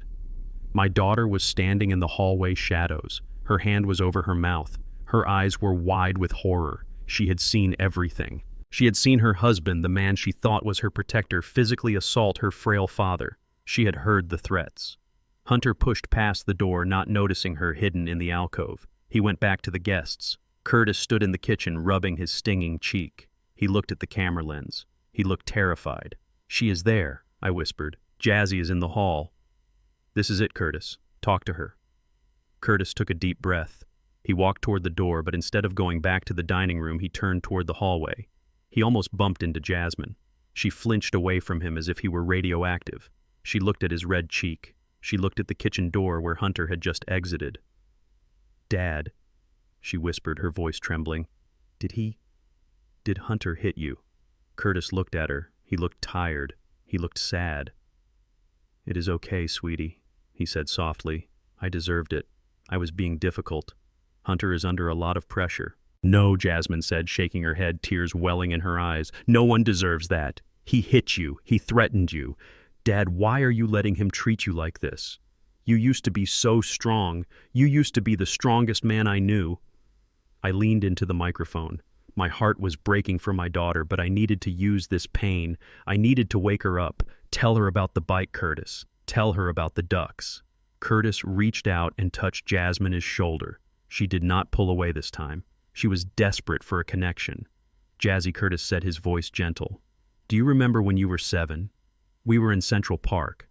Jasmine froze, her eyes locked onto his. "You asked me about this yesterday." Curtis continued, repeating the words I fed him. "At the hospital. I was confused then. The medicine made my head swim. But I remember now. You fell off the pink bike with the tassels. You scraped your knee." Jasmine stopped breathing. She stared at him. "I bought you a blue popsicle," Curtis said, "to make it better. And we sat on the bench and watched the ducks until the sun went down. You fell asleep in my lap, and I carried you all the way to the car." Jasmine let out a sound that was half sob, half gasp. She stepped back, her mind reeling. Yesterday at the hospital, you didn't know," Jasmine stammered. "I asked you. I begged you. You looked at me like I was a stranger. You said you didn't remember any bike," Hunter said. "Hunter said your memory was gone." "I remember now," Curtis said. "The fog is lifting, Jazzy. I remember everything." Jasmine looked at the kitchen door where her husband was laughing with investors. Then she looked back at the man she thought was her father. The contradiction was tearing her apart. If her father was senile, why did he remember the most specific, intimate detail of her childhood right now? But if he wasn't senile, why did he forget it yesterday? And why was Hunter hitting him? Why was Hunter drugging him? "Something is wrong," Jasmine whispered. Her voice was gaining strength, gaining an edge of suspicion I hadn't heard in years. "You are not sick, are you? Hunter is lying." "I am trapped," Jazzy Curtis said. "I am trapped in a nightmare." Before she could ask more, the dining room door opened. Hunter stuck his head out. "Jerry, get in here. We are toasting the deal." He saw Jasmine. His eyes narrowed. He looked from Curtis to his wife. He saw the tears on her face. He saw the red mark on Curtis's cheek. He realized instantly that he had made a mistake. "Jasmine, what are you doing down here?" Hunter asked, his voice dropping to a dangerous low tone. Jasmine wiped her face quickly. "Nothing. I heard a noise." Hunter walked over to her. He put his arm around her waist. It looked like a hug, but I knew it was a restraint. He squeezed her tight. "Your father had a little episode," Sweetie Hunter said, smiling with his mouth but not his eyes. He got confused again. Fused. "He thought he was back on a job site. I had to calm him down. Go upstairs, take a pill. You look tired." He was dismissing her. He was gaslighting her right in front of my eyes. Jasmine looked at Hunter. For the first time, I saw something new in her expression. It wasn't love, it wasn't submission. It was fear. And behind the fear was a tiny spark of hate. "Okay, Hunter," she said softly. "I will go upstairs." She pulled away from him. She looked at Curtis one last time, a look of profound confusion and desperate need. Then she turned and walked up the stairs. Hunter watched her go. He turned back to Curtis. "One more screw-up," he hissed, "and I will pull the plug on you myself. Now get in there and sign the letter of intent." Curtis nodded. He walked back into the dining room. Hunter followed him, closing the door. In the van, I sat back and exhaled. My hands were shaking. Otis handed me a bottle of water. "Did you see her face?" Otis asked. "I saw it," I said. "She knows. She does not know what she knows yet, but the seed is planted. Jasmine was the key. Curtis was the weapon, but Jasmine was the shield. If I could get her to turn, if I could get her to stand up to Hunter, the whole house of cards would crumble. But I couldn't protect her yet. I had to let her sit with that fear. I had to let her wonder why her husband was a monster and why her father was a riddle. Friday was coming. The signing ceremony. The stage was set. Hunter thought he was closing a deal. He didn't know he was walking into an execution. And now, thanks to a bowl of soup and a blue popsicle, I had an insider who was waking up. "Get some rest, Curtis," I whispered into the mic, even though I knew he couldn't answer. "You did good. Now survive the night." The screen went black as Curtis entered a dead zone in the house. I was blind again, but for the first time in days, I wasn't hopeless. I had my team, I had my plan, and I had the one thing Hunter didn't have. I had the truth, and the truth was about to hit him like a freight train. The glow of the surveillance monitor bathed the interior of the van in a sickly green light. I sat next to Otis, staring at the screen that showed the interior of the master bedroom. My bedroom. The room where I had slept for 20 years was now occupied by a woman who had sold me out for a younger man is promise of power. Camilla was sitting at her vanity table applying night cream to her neck with obsessive upward strokes. She was terrified of aging. She fought every wrinkle as if it were a personal insult. She did not know that tonight she was going to age 10 years in 10 minutes. "It is ready," Jerry Otis said, his fingers hovering over the laptop keyboard. "We compiled everything. The photos from the club last night, the audio recording of Hunter bragging to his bookie, and the bank transfer confirmation. Send it, I commanded." I watched on the screen as Camilla's iPad lit up on the vanity. She ignored it at first. Then it chimed again, and again, a priority notification. She frowned and wiped the cream from her hands. She picked up the device. I watched her face transform. It was like watching a building collapse in slow motion. First came confusion, then shock, then a rage so pure and white-hot that it distorted her beautiful features into a mask of ugliness. She was looking at high-resolution photos of Hunter Van Doren, my son-in-law, her partner in crime. He was not working late at the office as he had told her. He was at a VIP lounge in the city surrounded by 3 women who were definitely not investors. But the photos were not the worst part. The worst part was the audio file attached to the email. I turned up the volume in the van so I could hear what she was hearing. Hunter's voice came through crystal clear, slurring slightly from expensive scotch. "The old lady." He was laughing. "Camilla is a joke. She is a wrinkled old hag who thinks she is still 25. I have to drink a bottle of wine just to look at her without gagging. But she is useful. She knows where the bodies are buried. Once I get the signature on Friday, I am dumping her in a nursing home right next to her husband. She served her purpose." Camilla dropped the iPad. It cracked against the marble floor, but she did not care. She stood up, breathing heavily, her chest heaving.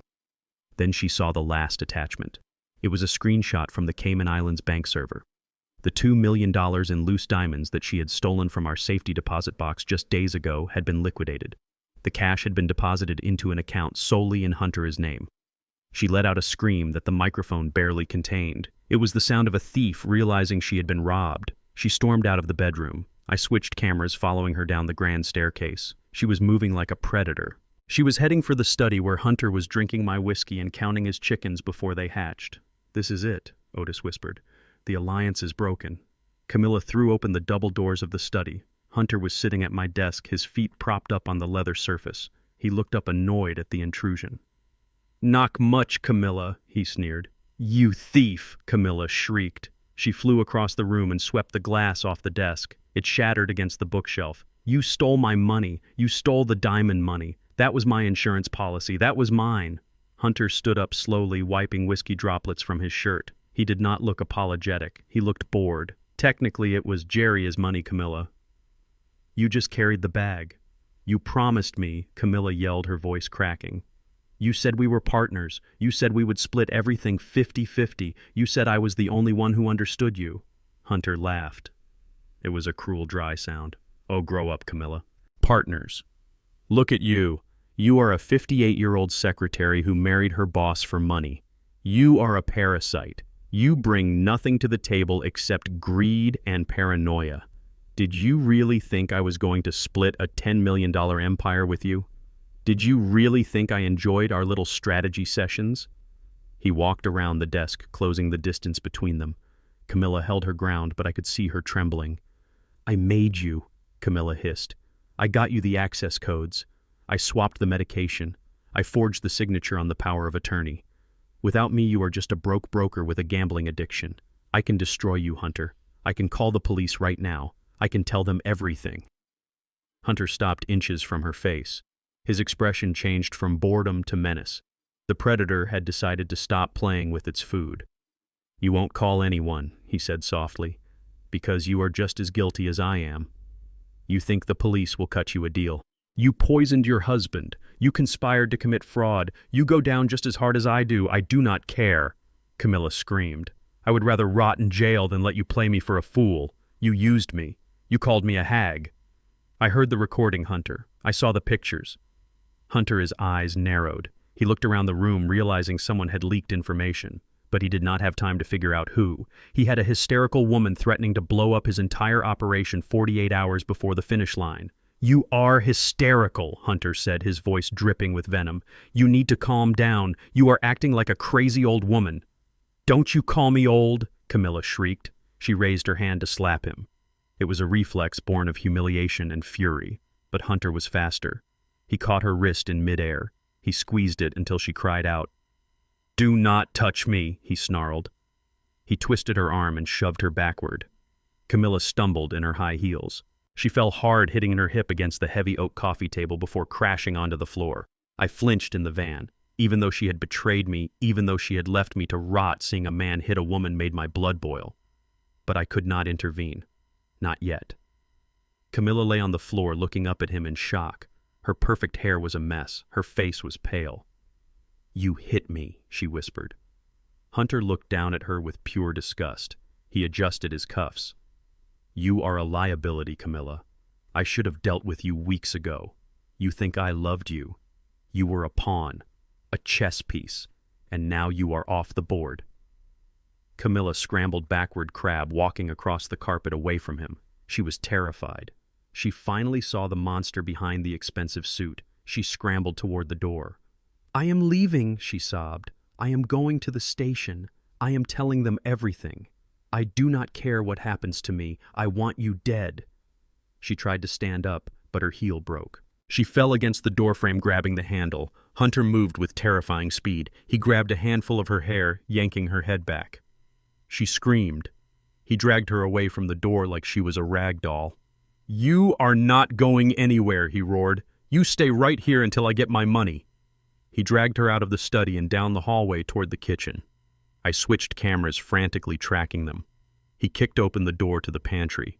At the back of the pantry was the heavy, reinforced door that led to the wine cellar. It was soundproof. It was windowless. It was a vault. "No, Hunter, please," Camilla begged, clawing at his hands. "I have claustrophobia. You know I cannot be in small spaces. Please, I will be quiet. I promise." "Shut up," Hunter shouted. He threw her down the stairs. She tumbled into the darkness. I heard the sickening thud of her body hitting the concrete floor below.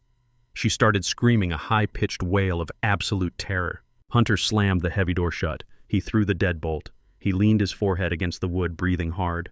"Stay there," he shouted through the door. "You stay there until I sell the company. Then I will come back and maybe I will let you go visit your husband in the ground. Or maybe I will just leave you there to rot. Nobody is going to come looking for you, Camilla. Nobody cares." He turned around, fixing his suit again, smoothing his hair. He walked back toward the kitchen, trying to regain his composure. He did not see the door to the servants' quarters slightly ajar. I switched the camera view. My heart stopped.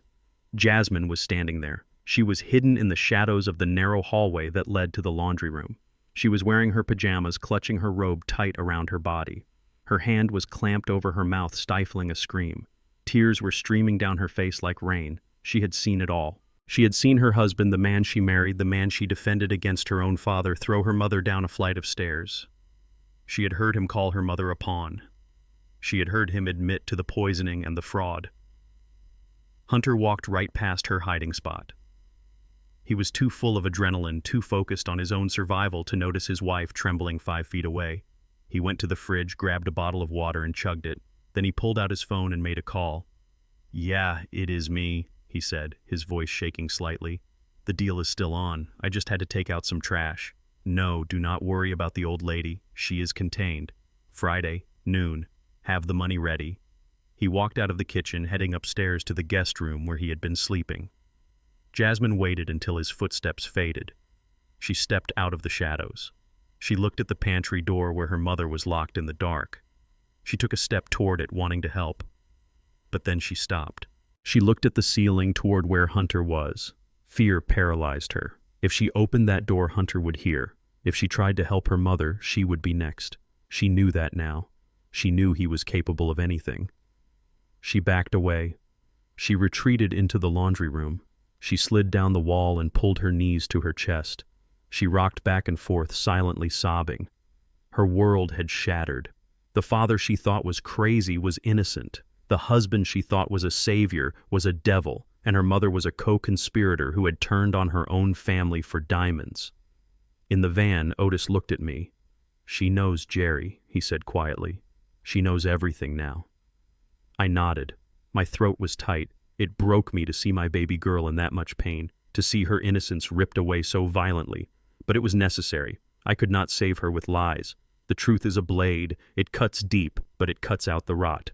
"She is scared," I said. "She feels alone." Otis tapped the screen. "What do we do? Do we go get her?" "No," I said. "Not yet. If we go in there now, Hunter calls his security. It turns into a shootout. Jasmine could get hurt. Curtis could get hurt. We need to wait for the signing. We need to wait until Hunter feels safe." "But she is in there with him," Otis argued. "She is smart," I said. "She is a Brooks. She will survive. She knows now that she has to play the game." "Look at her." On the screen, Jasmine stood up. She wiped her face. She took a deep breath. Her expression hardened. It was the same look I had seen in the mirror 1,000 times when business got tough. It was the look of survival. She walked out of the laundry room. She did not go to the basement. She did not go to Hunter.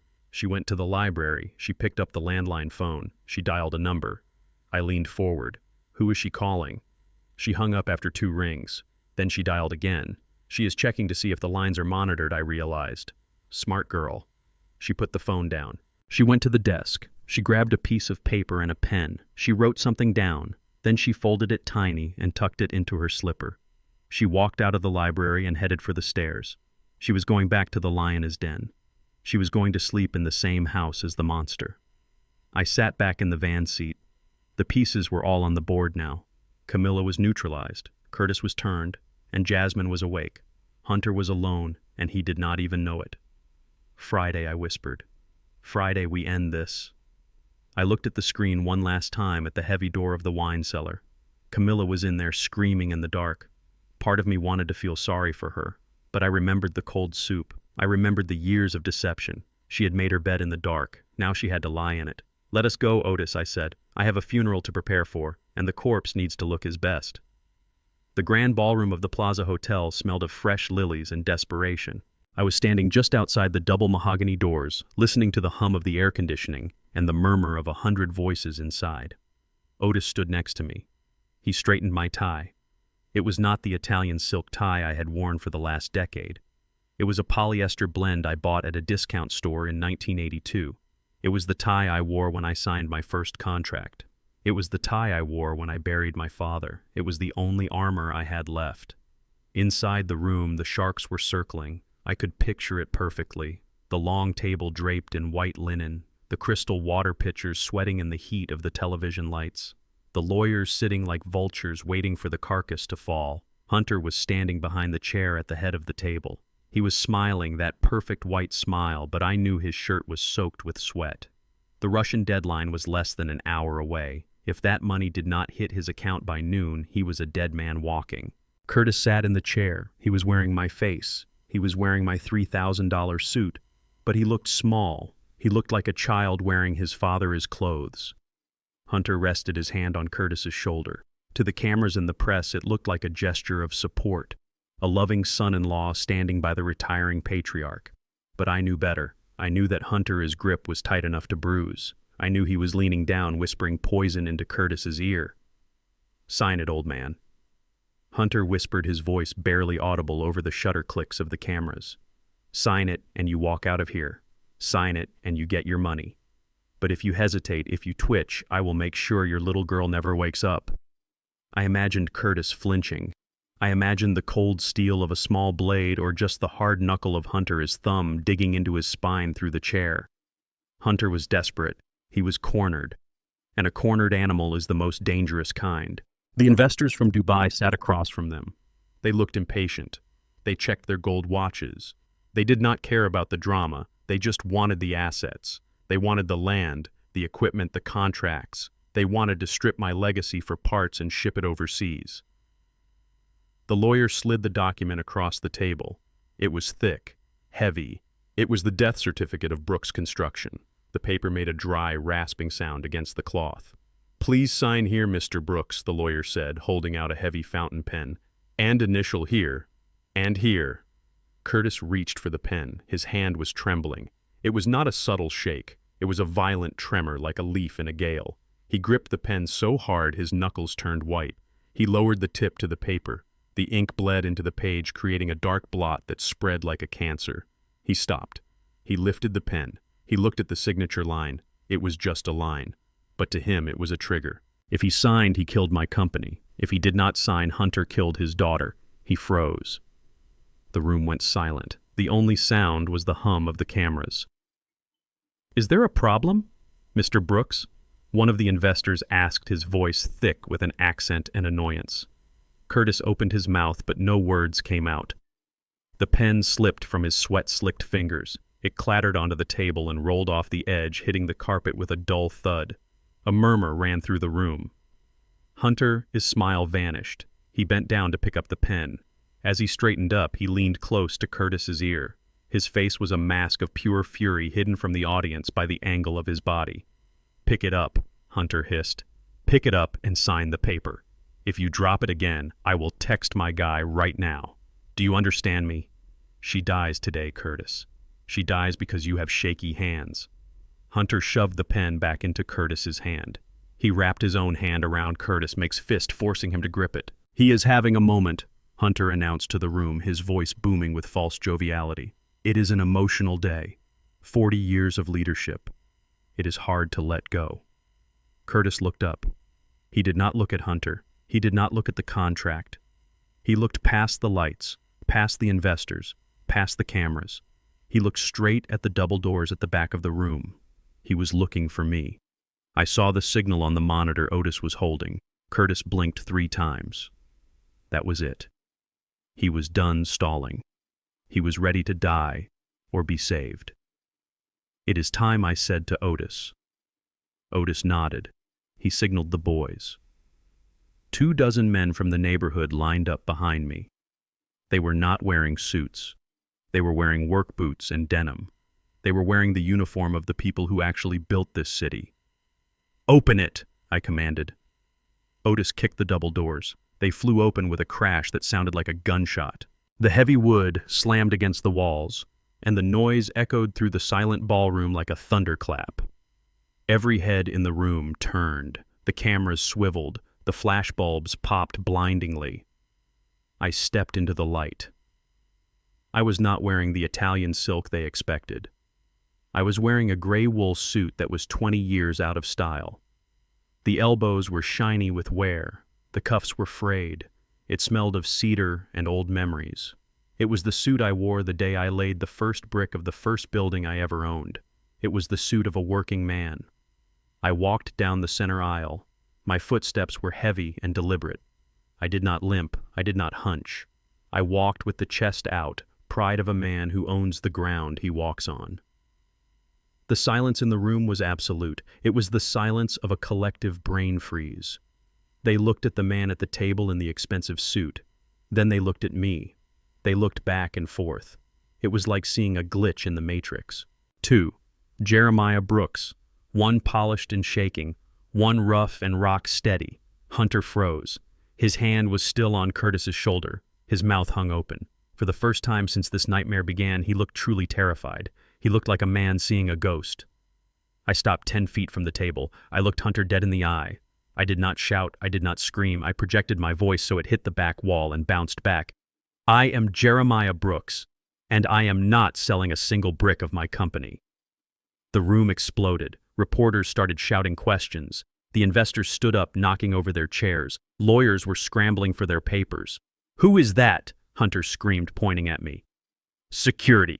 Get him out of here. He is an imposter. He is a crazy man from the street." But the security guards did not move. They were looking at me. They were looking at Curtis. They were paralyzed by the impossibility of it.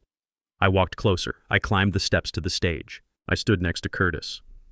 The resemblance was terrifying up close, but up close you could see the details. You could see the sweat melting Curtis's makeup. You could see the fear in his eyes versus the fire in mine.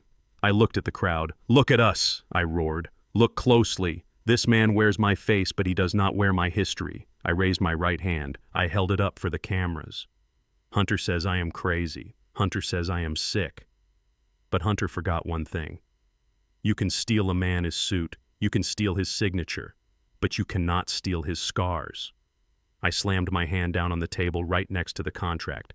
"Tell them, Curtis," I said softly. "Tell them who you are." Curtis looked at Hunter. He looked at me. He looked at the pen in his hand. Then he stood up. He reached up and grabbed the edge of the silicone prosthetic on his cheek. He ripped it off. "I am not Jeremiah Brooks," Curtis said, his voice shaking. "My name is Curtis Vance. And this man kidnapped my daughter." Pandemonium. The room erupted into a cacophony of shouting and shoving that felt less like a corporate board meeting and more like a riot in a prison yard. The flashbulbs from the press cameras were strobing so fast it looked like a lightning storm had been trapped inside the ballroom. Hunter was screaming at the top of his lungs, his face twisted into a mask of pure, unadulterated panic. "Security," he bellowed, pointing a trembling finger at me. "Get them out of here. Arrest them all. That man is a lunatic. He escaped from a mental institution. He is violent. Shoot him if you have to." The private security team dressed in black suits and earpieces surged forward. They were mercenaries paid to protect the investment, and right now they saw me and my crew as the threat. They moved with the heavy aggression of men who enjoyed hurting people. I saw one of them reach for a baton and another unclip a taser. They were coming for me. They were going to drag me off that stage and throw me back into the dark hole Hunter had dug for me. But they forgot one thing. They were paid hourly. My men were paid in loyalty. Otis stepped forward. He did not look like much with his white hair and his arthritic hands, but he held a heavy walking stick like it was Excalibur. Behind him, the boys from the neighborhood formed a human wall. There was Big Mike, who ran the auto shop. There was Leon, who had done 10 years in state and came out preaching the gospel but still knew how to throw a hook. They linked arms. They planted their feet in their work boots on the plush carpet. They did not flinch. When the security guards slammed into them, it was like watching waves crash against a breakwater. The guards pushed and shoved, but the wall of denim and flannel did not move. Big Mike grabbed a security guard by the lapels and tossed him back into the crowd like a rag doll. Leon just stared a younger guard down until the kid backed off his hand, hovering uncertainly over his taser. "Stand down!" I shouted, my voice cutting through the noise. I did not shout it at my men. I shouted it at the room. I walked past the scuffle, ignoring the chaos swirling around me. I walked straight up to the podium where the microphone stood. I gripped the sides of the stand. I looked out at the investors from Dubai who were huddled in the corner looking terrified. I looked at the reporters who were filming everything on their phones. "I am Jeremiah Brooks," I said, and the sound system carried my voice into every corner of the room, silencing the murmurs. and I am here to tell you that this sale is a fraud." Hunter lunged toward me, but Otis stepped in his path, blocking him with his cane. Hunter bounced off the old man, snarling like a cornered animal. "Do not listen to him," Hunter screamed. "He is senile. He thinks he is me. He is a sick old man." I looked at Hunter with pity. He was unraveling. He was sweating through his suit. The clock was ticking, and the Russians were waiting. "You say, I am not me," I said calmly. "You say this man in the chair is the real Jeremiah Brooks." I pointed at Curtis, who was sitting with his head in his hands, the torn prosthetic hanging from his cheek like dead skin. "Fine," I continued. "Let us settle this right now. No lawyers, no doctors, just the truth. If he is me, he knows what I know. If he built this company, he knows the foundations." I turned to Curtis. I walked over to him until I was standing right next to the chair. I could smell his fear. It smelled like sour sweat and cheap aftershave trying to mask it. "Stand up, Curtis," I said softly. Curtis stood up slowly. He looked at me, and for the first time I saw relief in his eyes. He wanted this to be over. He wanted to stop pretending. "One question," I said, holding up one finger. "Just one question to prove who owns this city." The room went deathly silent. Even Hunter stopped screaming. He was breathing hard, his eyes darting between us, trying to figure out an angle, trying to find a way to spin this. "In 1995, I said, my voice steady and loud, we broke ground on the Plaza Tower. It was the biggest contract of my life. It made this company. But we had a problem with the foundation. The soil was unstable. We had to dig deeper than the blueprints said." I leaned in close to Curtis. "Before we poured the concrete for the main pillar, I threw something into the wet cement. It was a superstition, a prayer. Nobody knows about it except me and the foreman, who is dead. Tell me, Curtis, what did I bury under the Plaza Tower to keep it standing?" Curtis stared at me. His mouth opened slightly. He looked blank. He looked lost. He had memorized my speeches. He had memorized my bank accounts. But he did not know my soul. He did not know the rituals of a man who built things to last. Hunter stepped up behind Curtis. He jabbed his thumb hard into Curtis' spine. I saw Curtis flinch from the pain. "Say something, you idiot," Hunter hissed, his voice a desperate whisper that the microphone still picked up. "Guess. Say it was a coin. Say it was a Bible. Say something, or I swear to God I will end you." Curtis looked at Hunter. He looked at the investors, waiting for an answer. He looked at the camera lenses that were zoomed in on his face, waiting to capture the lie.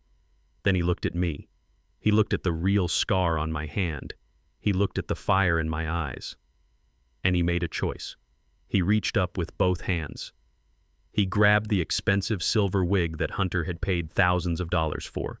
He ripped it off his head, throwing it onto the table among the contract papers. Then he grabbed the collar of the Italian shirt and yanked it open, popping the buttons, revealing the wire taped to his chest. "I do not know," Curtis said, his voice breaking, but it was loud and clear. "I do not know what is under the tower, because I did not build it." He looked at the cameras. Tears were streaming down his face, mixing with the stage makeup. "I am not Jeremiah Brooks. I am an actor. My name is Curtis Vance. This man paid me to steal his life." The room exploded again, but this time it was different. It was not confusion. It was outrage. The investors started shouting in Arabic and English, gathering their papers and storming toward the exit. The reporters were yelling questions. The flashbulbs were blinding. I turned to the crowd. "It was my father's boots," I said, my voice thick with emotion. "I buried my father's work boots under that tower, because he never owned a house, but he taught me how to build one. That is the foundation of this company. Blood, sweat, and family, not fraud." I looked at Hunter. He was standing alone in the middle of the stage. His empire had evaporated in 10 seconds. The investors were gone. The deal was dead. The Russians would be coming for him. He was a dead man, and he knew it. His face went slack. His eyes went empty, and then they filled with a terrifying madness. He had lost everything. He had no moves left, except one. He reached into his jacket. I thought he was going for his phone to call his lawyer or maybe his bookie. I stepped forward, ready to grab him, ready to hold him until the police arrived. But he did not pull out a phone. He pulled out a gun. It was a small black pistol, sleek and deadly, a coward's weapon. Screams tore through the ballroom. People dropped to the floor covering their heads. My men stepped forward, but I put out a hand to stop them. A gun changed the math. A gun meant people could die. Hunter waved the gun wildly. The barrel swept across the room, pointing at the reporters, pointing at the waiters, pointing at me. "Back off," he screamed. "Stay back. Nobody leaves." He was looking for a way out. He was looking for leverage. His eyes scanned the room frantically. And then they landed on the one person who had not moved. The one person who was standing frozen near the side exit watching her world burn. Jasmine. "No," I whispered. Hunter moved fast. He jumped off the stage. He sprinted toward her. Jasmine tried to run, but she was in shock. She stumbled. Hunter grabbed her by her hair. She screamed a sound that tore my heart in two. He yanked her up and wrapped his arm around her neck, dragging her backward. He jammed the barrel of the gun against her temple. "Let her go, Hunter!" I roared, stepping to the edge of the stage. My hands were shaking, not with fear, but with the urge to kill. "Stay back, old man," Hunter shouted, saliva flying from his mouth. He dragged Jasmine toward the center of the room. He was using her as a human shield. Her eyes were wide with terror fixed on me. She was mouthing the word "Dad" over and over again. I said, "Back off," Hunter yelled, "or I will paint the walls with her brains. You think I won't? I have got nothing left to lose." He looked at the table where the contract lay unsigned. "Sign it," he screamed at me. "You sign it. You are the real one, right? You sign the transfer. Transfer the assets. Do it now or she dies." I looked at the gun pressing into my daughter's soft skin. I looked at the man I had welcomed into my home, the man I had treated like a son. I saw no humanity in him. I saw only a cornered rat willing to eat its own young to survive. "Okay," I said, raising my hands. "Okay, Hunter, calm down. I will sign. Just do not hurt her." I walked slowly toward the table. Every step felt like walking through quicksand. I picked up the pen that Curtis had dropped. It felt heavy in my hand. I looked at Hunter. "I am signing," I said, "but you have to let her go first." "Sign it first!" Hunter shrieked, pressing the gun harder. Jasmine whimpered. I bent over the paper. I put the pen to the signature line. I was Jeremiah Brooks. I had never surrendered in my life, but for her I would burn it all down. I would give him the company. I would give him the money. I just wanted my daughter back. But as the tip of the pen touched the paper, I remembered something. I remembered what Marshall had told me. I remembered the fail-safe. The dead man is trust. I looked up at Hunter. A strange calm washed over me. I realized I did not have to sign. I did not have to give him anything, because he had already lost. I dropped the pen. "I cannot sign it, Hunter," I said. He cocked the hammer of the gun. The click echoed in the silent room. "Why not?" he hissed. "Because I whispered so only he could hear. I am already dead." I looked at the barrel of the gun pressing into my daughter's temple, and I felt a strange calm settle over me like a heavy wool blanket. It was the same calm I felt 40 years ago when I stood on the edge of a skyscraper skeleton while the wind tried to blow me off. It was the clarity of knowing that the worst had already happened, so there was nothing left to fear. Hunter was vibrating with adrenaline and terror. His eyes were darting around the room, looking for an exit, looking for a miracle, looking for a reason to pull the trigger. He expected me to beg. He expected me to fall to my knees and offer him the world. But I did not move. I did not blink. I looked at him with something worse than hate. I looked at him with pity. "You can shoot her, Hunter," I said, my voice low and steady enough to be picked up by the microphones that were still recording every second of his breakdown. "You can paint the walls with her blood. You can kill me too. You can kill everyone in this room. But it will not change the math. You are not going to get a single dime, not one penny, not one share of stock. The vault is closed, Hunter, and you are on the outside." Hunter screamed a sound of pure frustration. He jammed the gun harder against Jasmine, his skin making her whimper. "Shut up, old man," he yelled. "I have the power of attorney. I have the medical reports. I have the contract right here. You sign it or she dies. And after she dies, I will kill your wife in the cellar, and I will burn this whole legacy to the ground. I will kill your whole family just to watch you cry." He was unraveling. The mask of the sophisticated businessman had melted away, revealing the scared little boy who owed money to bad men. He thought violence was power. He did not understand that real power is written in ink, not blood. I took a step closer. The security guards flinched, but they did not stop me. They saw the gun. They saw the madness. They wanted no part of this. "You do not get it, Hunter," I said. "You think you beat me because you put me in a hospital. You think you beat me because you stole my face. But you forgot the first rule of construction. Always check the foundation before you build. I nodded to Thaddeus Marshall, who was standing by the stage. Thaddeus was holding his phone up. He had it connected to the ballroom sound system via Bluetooth. He tapped the screen. "Listen," I said. The sound of a phone dialing rang out through the massive speakers. It was a loud rhythmic trill that echoed off the high ceilings. Then a computerized voice answered. It was the automated account verification system for First City Bank.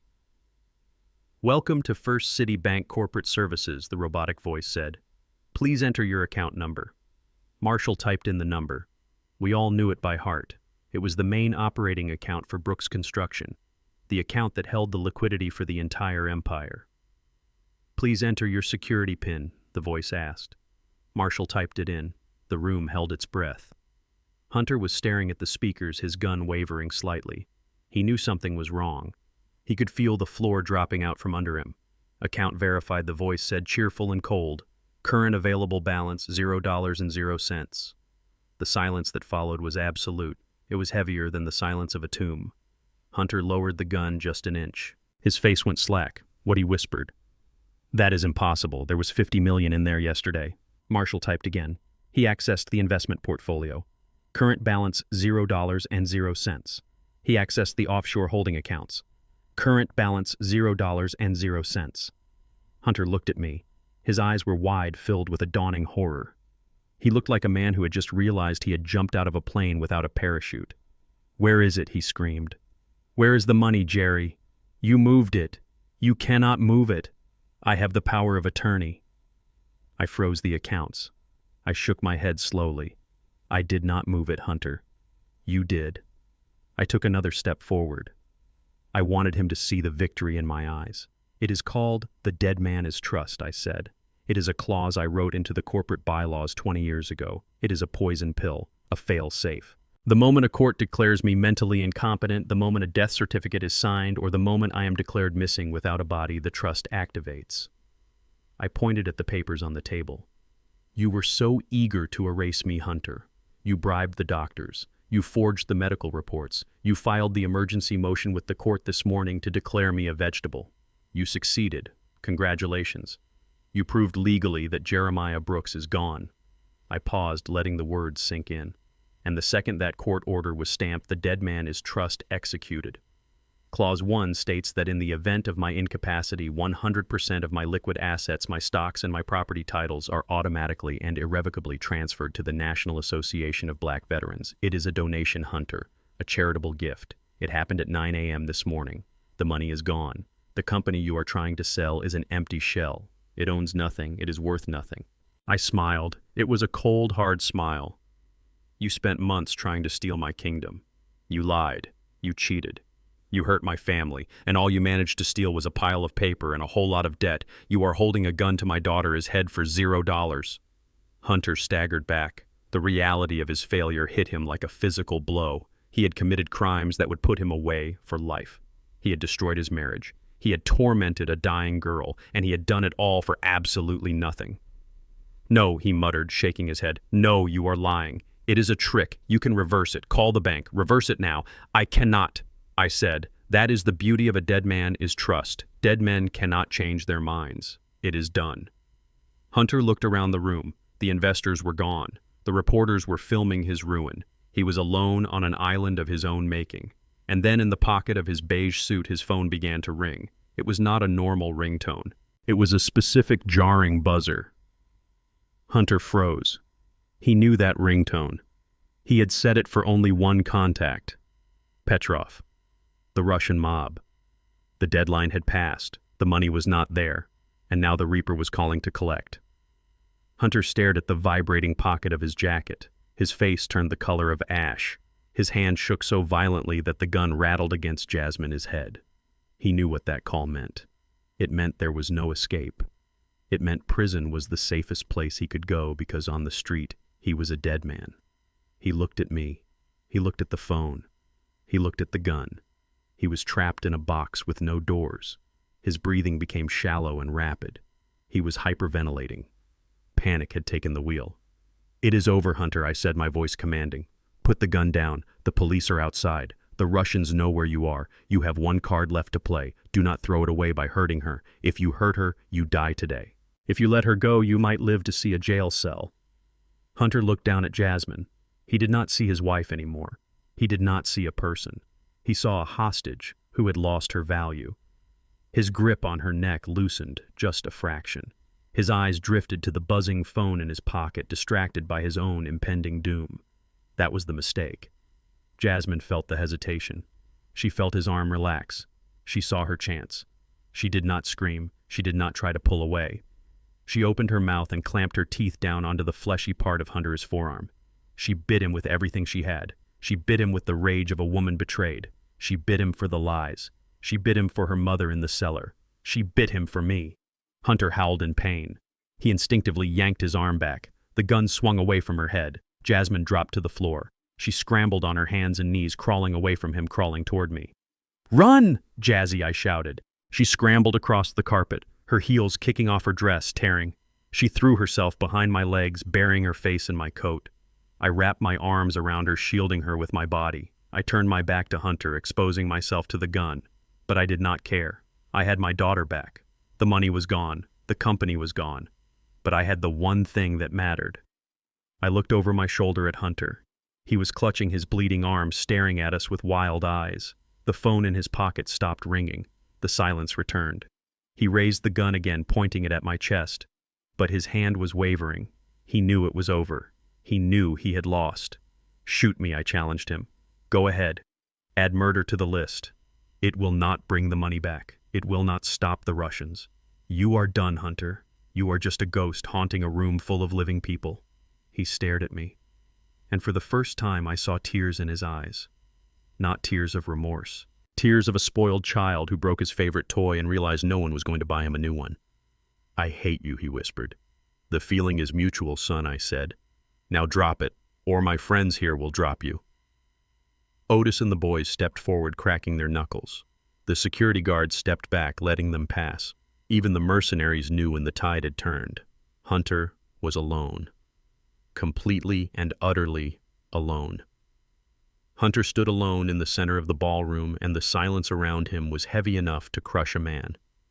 The gun in his hand was no longer a weapon of power. It was a heavy, useless piece of metal that he did not know how to put down. He looked at the investors fleeing through the emergency exits. He looked at the reporters filming his destruction. He looked at me standing with my daughter safe in my arms. And then he looked at his phone, which had stopped ringing, but the vibration of that Russian deadline was still echoing in his bones. He knew what was waiting for him outside those doors. The Petrov organization did not accept excuses, and they certainly did not accept bankrupt construction companies as payment. The madness in his eyes solidified into a cold, jagged resolve. He realized he had no future. He realized he was a dead man walking. And if he was going to die, he decided he was not going alone. He raised the gun again. He did not aim it at Jasmine this time. He did not aim it at the police who were shouting through the bullhorns outside. He aimed it directly at my chest. His hand stopped shaking. "You took everything from me," Hunter whispered, his voice carrying across the silent room. "You took my money. You took my reputation. You took my life. So now I am taking yours." I did not move. I did not flinch. I pushed Jasmine behind me, shielding her with my body one last time. I looked him in the eye. I wanted him to see that I was not afraid. I wanted him to see that Jeremiah Brooks does not run. "Do it!" I challenged him. "Pull the trigger. But know that you are dying for nothing. You are dying a failure." Hunter screamed a sound of pure primal hate. His finger tightened on the trigger. I saw the hammer pull back. I braced myself for the impact, but the shot never came from his gun. The glass skylight above the ballroom shattered with a deafening crash.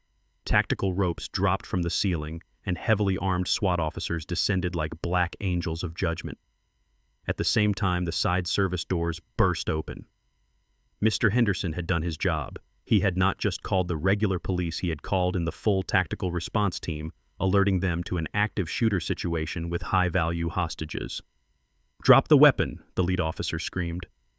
Hunter spun around, startled by the sudden violence of their entry. In his panic, he jerked the gun toward the officers. It was a suicide move. 3 shots rang out. They were loud, concussive booms that made my ears ring. Hunter jerked backward as if he had been kicked in the chest by a mule. A red mist sprayed into the air behind him. He spun, pirouetting on his expensive Italian loafers, and collapsed onto the white marble floor. The gun clattered away from his hand, sliding across the tiles until it stopped at my feet.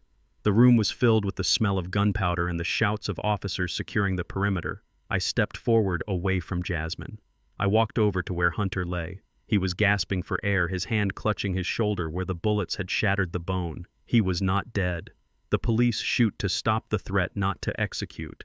But looking at the blood pooling around him, I knew his life as he knew it was over. He looked up at me, his eyes wide with shock and pain. He tried to speak, but only a gurgle of blood came out. I stood over him, looking down at the man I had once trusted with my legacy. I did not feel triumph. I did not feel joy. I felt a deep, weary sadness. "You did not lose because you were stupid. Hunter," I said, my voice low and hard.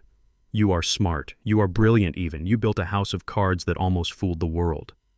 I crouched down so he could hear me clearly over the chaos. "You lost because you are greedy. You wanted the fruit, but you did not want to plant the tree. You wanted the crown, but you did not want the weight. That is the difference between a builder and a thief. A builder knows the value of the work. A thief only knows the price." Hunter closed his eyes, tears of pain leaking out. Paramedics rushed in, pushing me aside to work on him. I stood up and straightened my old suit. I turned my back on him. He was no longer my problem. He belonged to the state now. And after the state was done with him, the Russians would be waiting. The chaos in the ballroom began to settle into a controlled buzz of police procedure. Officers were taking statements. My men were being questioned but treated with respect. Otis gave me a nod from across the room. We had won, but there was one loose end left. One piece of the puzzle that was still missing. Then I heard a commotion near the kitchen entrance. A woman was screaming, "Let me go. I am his wife. I am Mrs. Brooks. Get your hands off me." 2 officers dragged Camilla into the ballroom.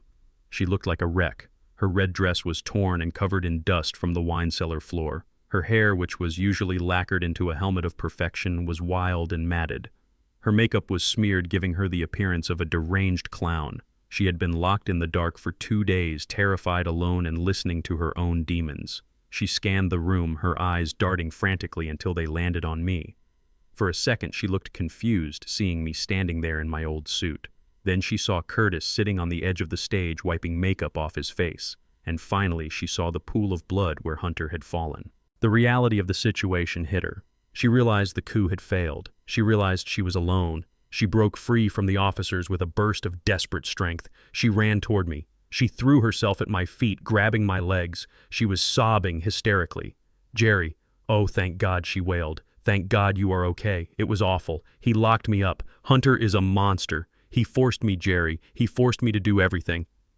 I was so scared. I tried to stop him. I tried to tell you.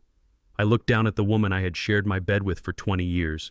The woman I had bought diamonds for. The woman I had trusted with my life. She was clinging to my trousers, ruining the fabric with her tears and her lies.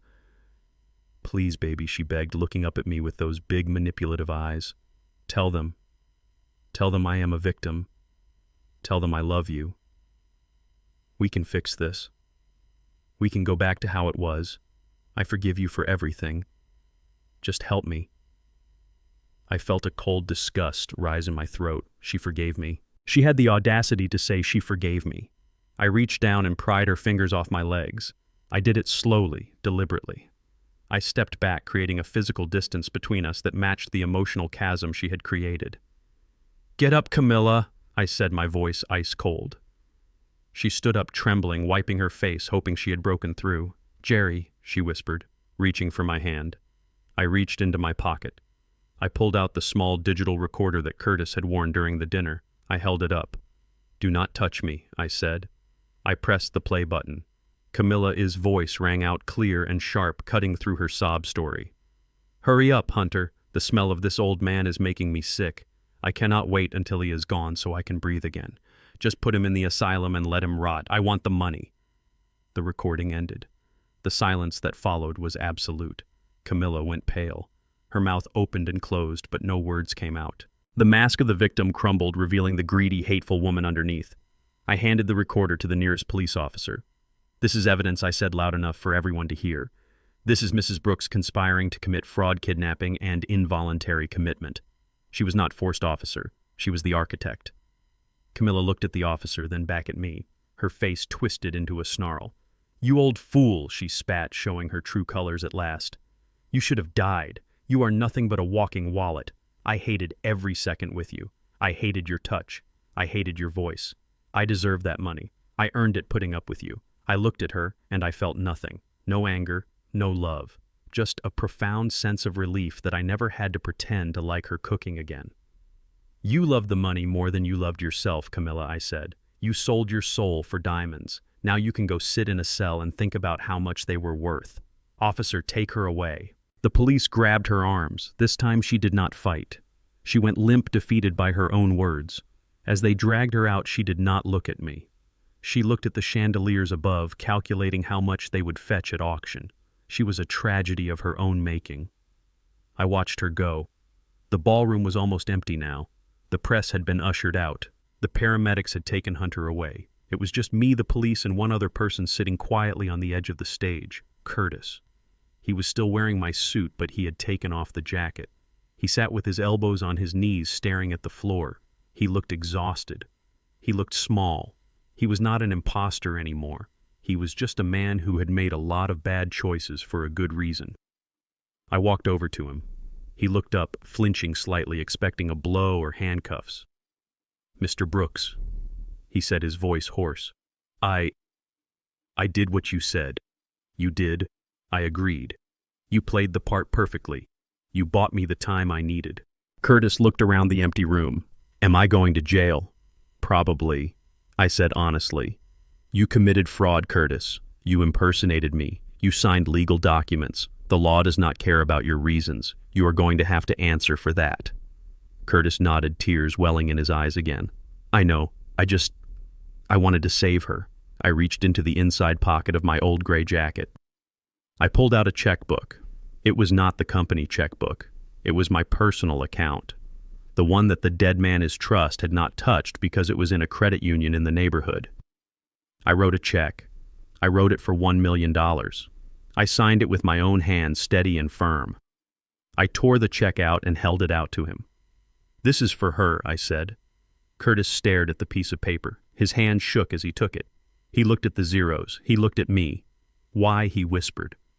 "After everything I did to you." "Because a father does what he has to do for his child," I said. "I know that feeling, Curtis. You were willing to become a monster to save her.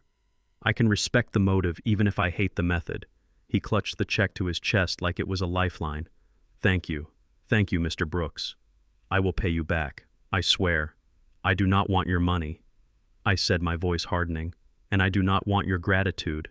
I leaned in close so only he could hear. "You take that money, you get your daughter the best doctors in the world, you save her life, and then you take whatever is left and you move far away. If I ever see your face again, Curtis, if I ever hear that you are running scams or impersonating people, I will not send the police. I will send Otis, and he won't be bringing a checkbook. Do you understand me?" Curtis nodded rapidly, swallowing hard. "Yes, sir. I understand. You will never see me again." "Good. Now get out of here before the feds decide to ask you questions I cannot answer." Curtis stood up. He looked at me one last time. He touched his own face, the face that looked so much like mine. "You are a hell of a man, Jeremiah Brooks," he said. "And you are a hell of an actor, Curtis Vance," I replied. "Now vanish." He turned and ran. He ran out the service doors, running toward his daughter, running toward a second chance he probably did not deserve, but one I was giving him anyway. I stood alone in the center of the ballroom. The floor was scuffed. The tables were overturned. There was police tape near the stage. My empire had been shaken to its core. My family was gone. My money was in limbo. But I was standing. I was breathing. I was Jeremiah Brooks, and I had cleaned house. The red and blue lights of the police cruisers painted the street outside the hotel in a chaotic rhythm, but for the first time in days, my mind was quiet. I stood on the sidewalk watching the ambulance doors close on Hunter. I watched the squad car drive away with Camilla in the back, staring blankly out the window. They were gone.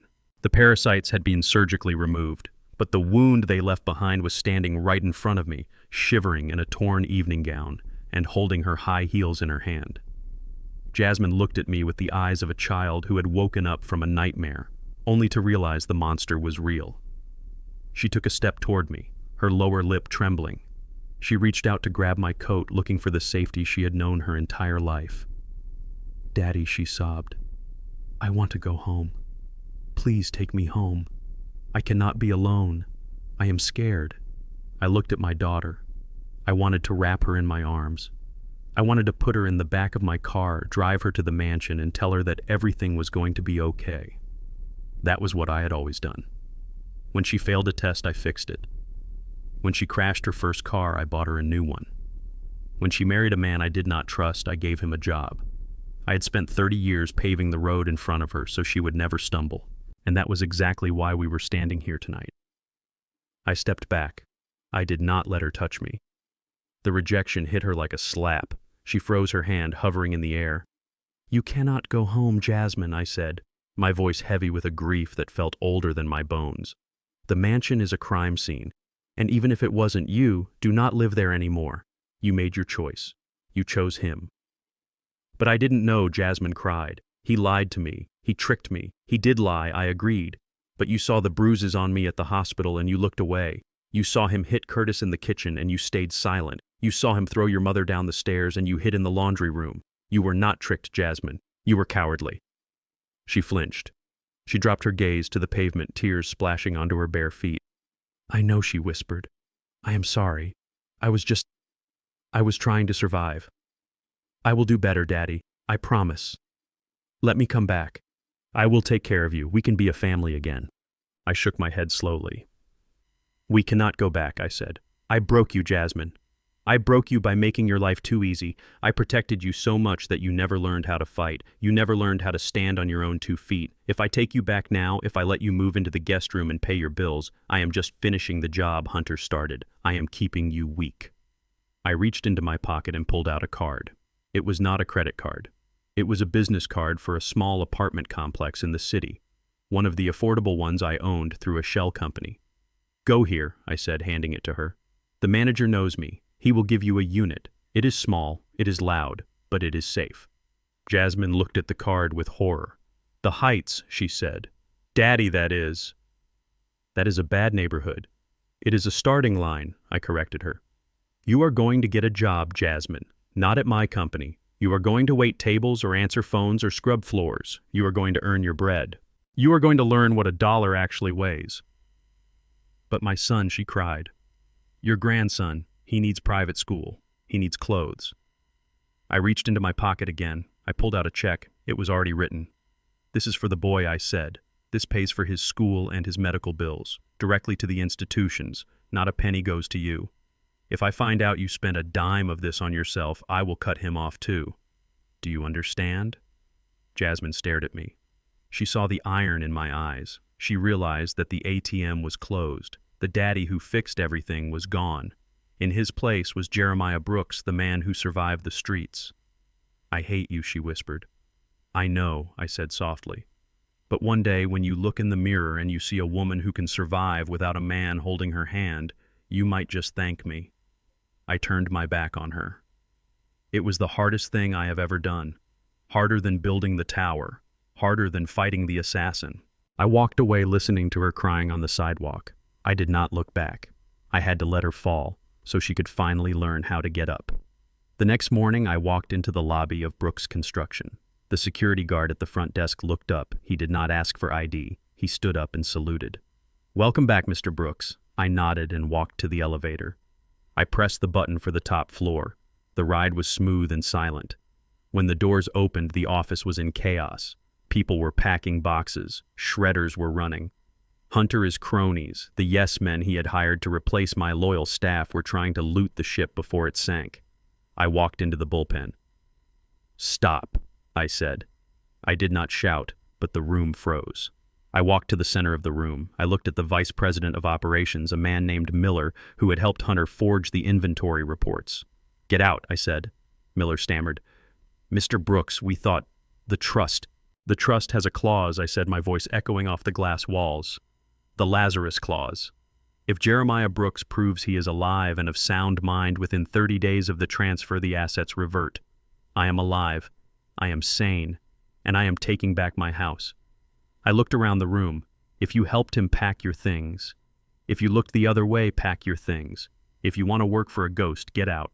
Half the room emptied in 5 minutes. They scurried away like roaches when the lights turn on. I walked into my office. It smelled of Hunter's cheap cologne. I opened the window to let the city air in. Marshall walked in behind me. He was smiling. "We got the accounts back, Jerry," he said. "The bank reversed the transfers. The Russians are out of luck." "Good," I said. "Now I need you to do one more thing." I handed him a file. It was the personnel file for Nia, the nurse from St. Jude. "Find her," I said. "She risked her career and her life for a patient she did not know. That is the kind of integrity you cannot buy. I want her running the charitable foundation. I want her to have a full scholarship to medical school if she wants it, and pay her the $50,000 I promised. With interest." Marshall nodded, jotting it down. "Done. And what about you, Jerry? Are you back for good?" I looked out the window at the skyline I had helped build. I saw the Plaza Tower standing tall and proud. I saw the bridges. I saw the steel and glass. "No," I said. "I am too old for this, Marshall. I saved the company, but I do not want to run it. I want to build a board of directors made up of people from the neighborhood. People like Otis. People who know what it means to build something from nothing. I will teach them. And then I am going to really retire." Marshall laughed. "You retire. I will believe it when I see it." "Believe it," I said, "because I have a tea time." 3 months later, I stood on the 9th green of the golf course. The sun was setting, painting the sky in shades of purple and gold. It was quiet. The only sound was the wind in the trees and the distant hum of the city. I was alone. The mansion was empty. I had sold it. It was too big for one man. I bought a penthouse in the city closer to the action but high enough to be quiet. Camilla was in a federal prison in upstate New York. She sent letters every week begging for money for the commissary. I burned them without opening them. Hunter was in a maximum security facility waiting for his trial. The Russians had apparently decided that letting him rot in fear was better than killing him quickly. Jasmine was working double shifts at a diner in Queens. I went there once, sat in the back, and watched her. She looked tired. She looked thin, but she was moving fast, carrying trays, smiling at customers, earning her tips. She looked stronger. I left a $100 bill on the table and walked out before she saw me. I teed up my ball. I adjusted my grip. My ribs still ached when it rained, but my hands were steady. My phone rang in the golf cart. It was Henderson. "Mr. Brooks," he said. "I know you said no calls, but there is someone here to see you." I sighed. "Henderson, I am retired. Send them away." "It is a young woman," Henderson said. "She says her name is Sarah Vance. She says she is Curtis's daughter. She wants to thank you. She says the surgery worked. She is alive because of you." I lowered my club.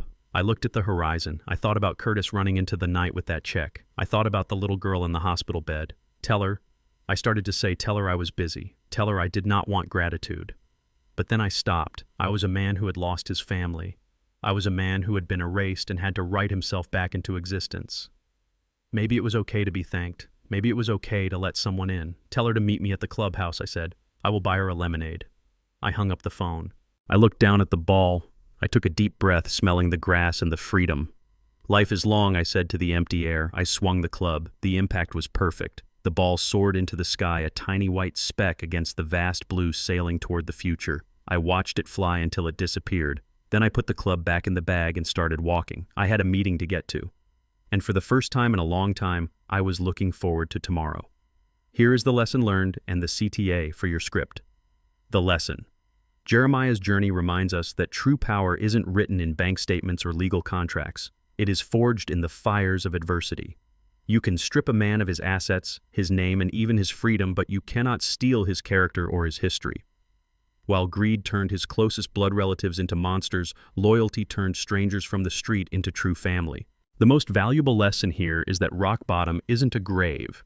It is a solid foundation to rebuild upon. Ultimately, the only thing more dangerous than a man with nothing to lose is a man who knows exactly what he is worth. Call to action. If you believe that integrity is the only currency that never devalues, hit that like button and subscribe for more stories of justice served cold.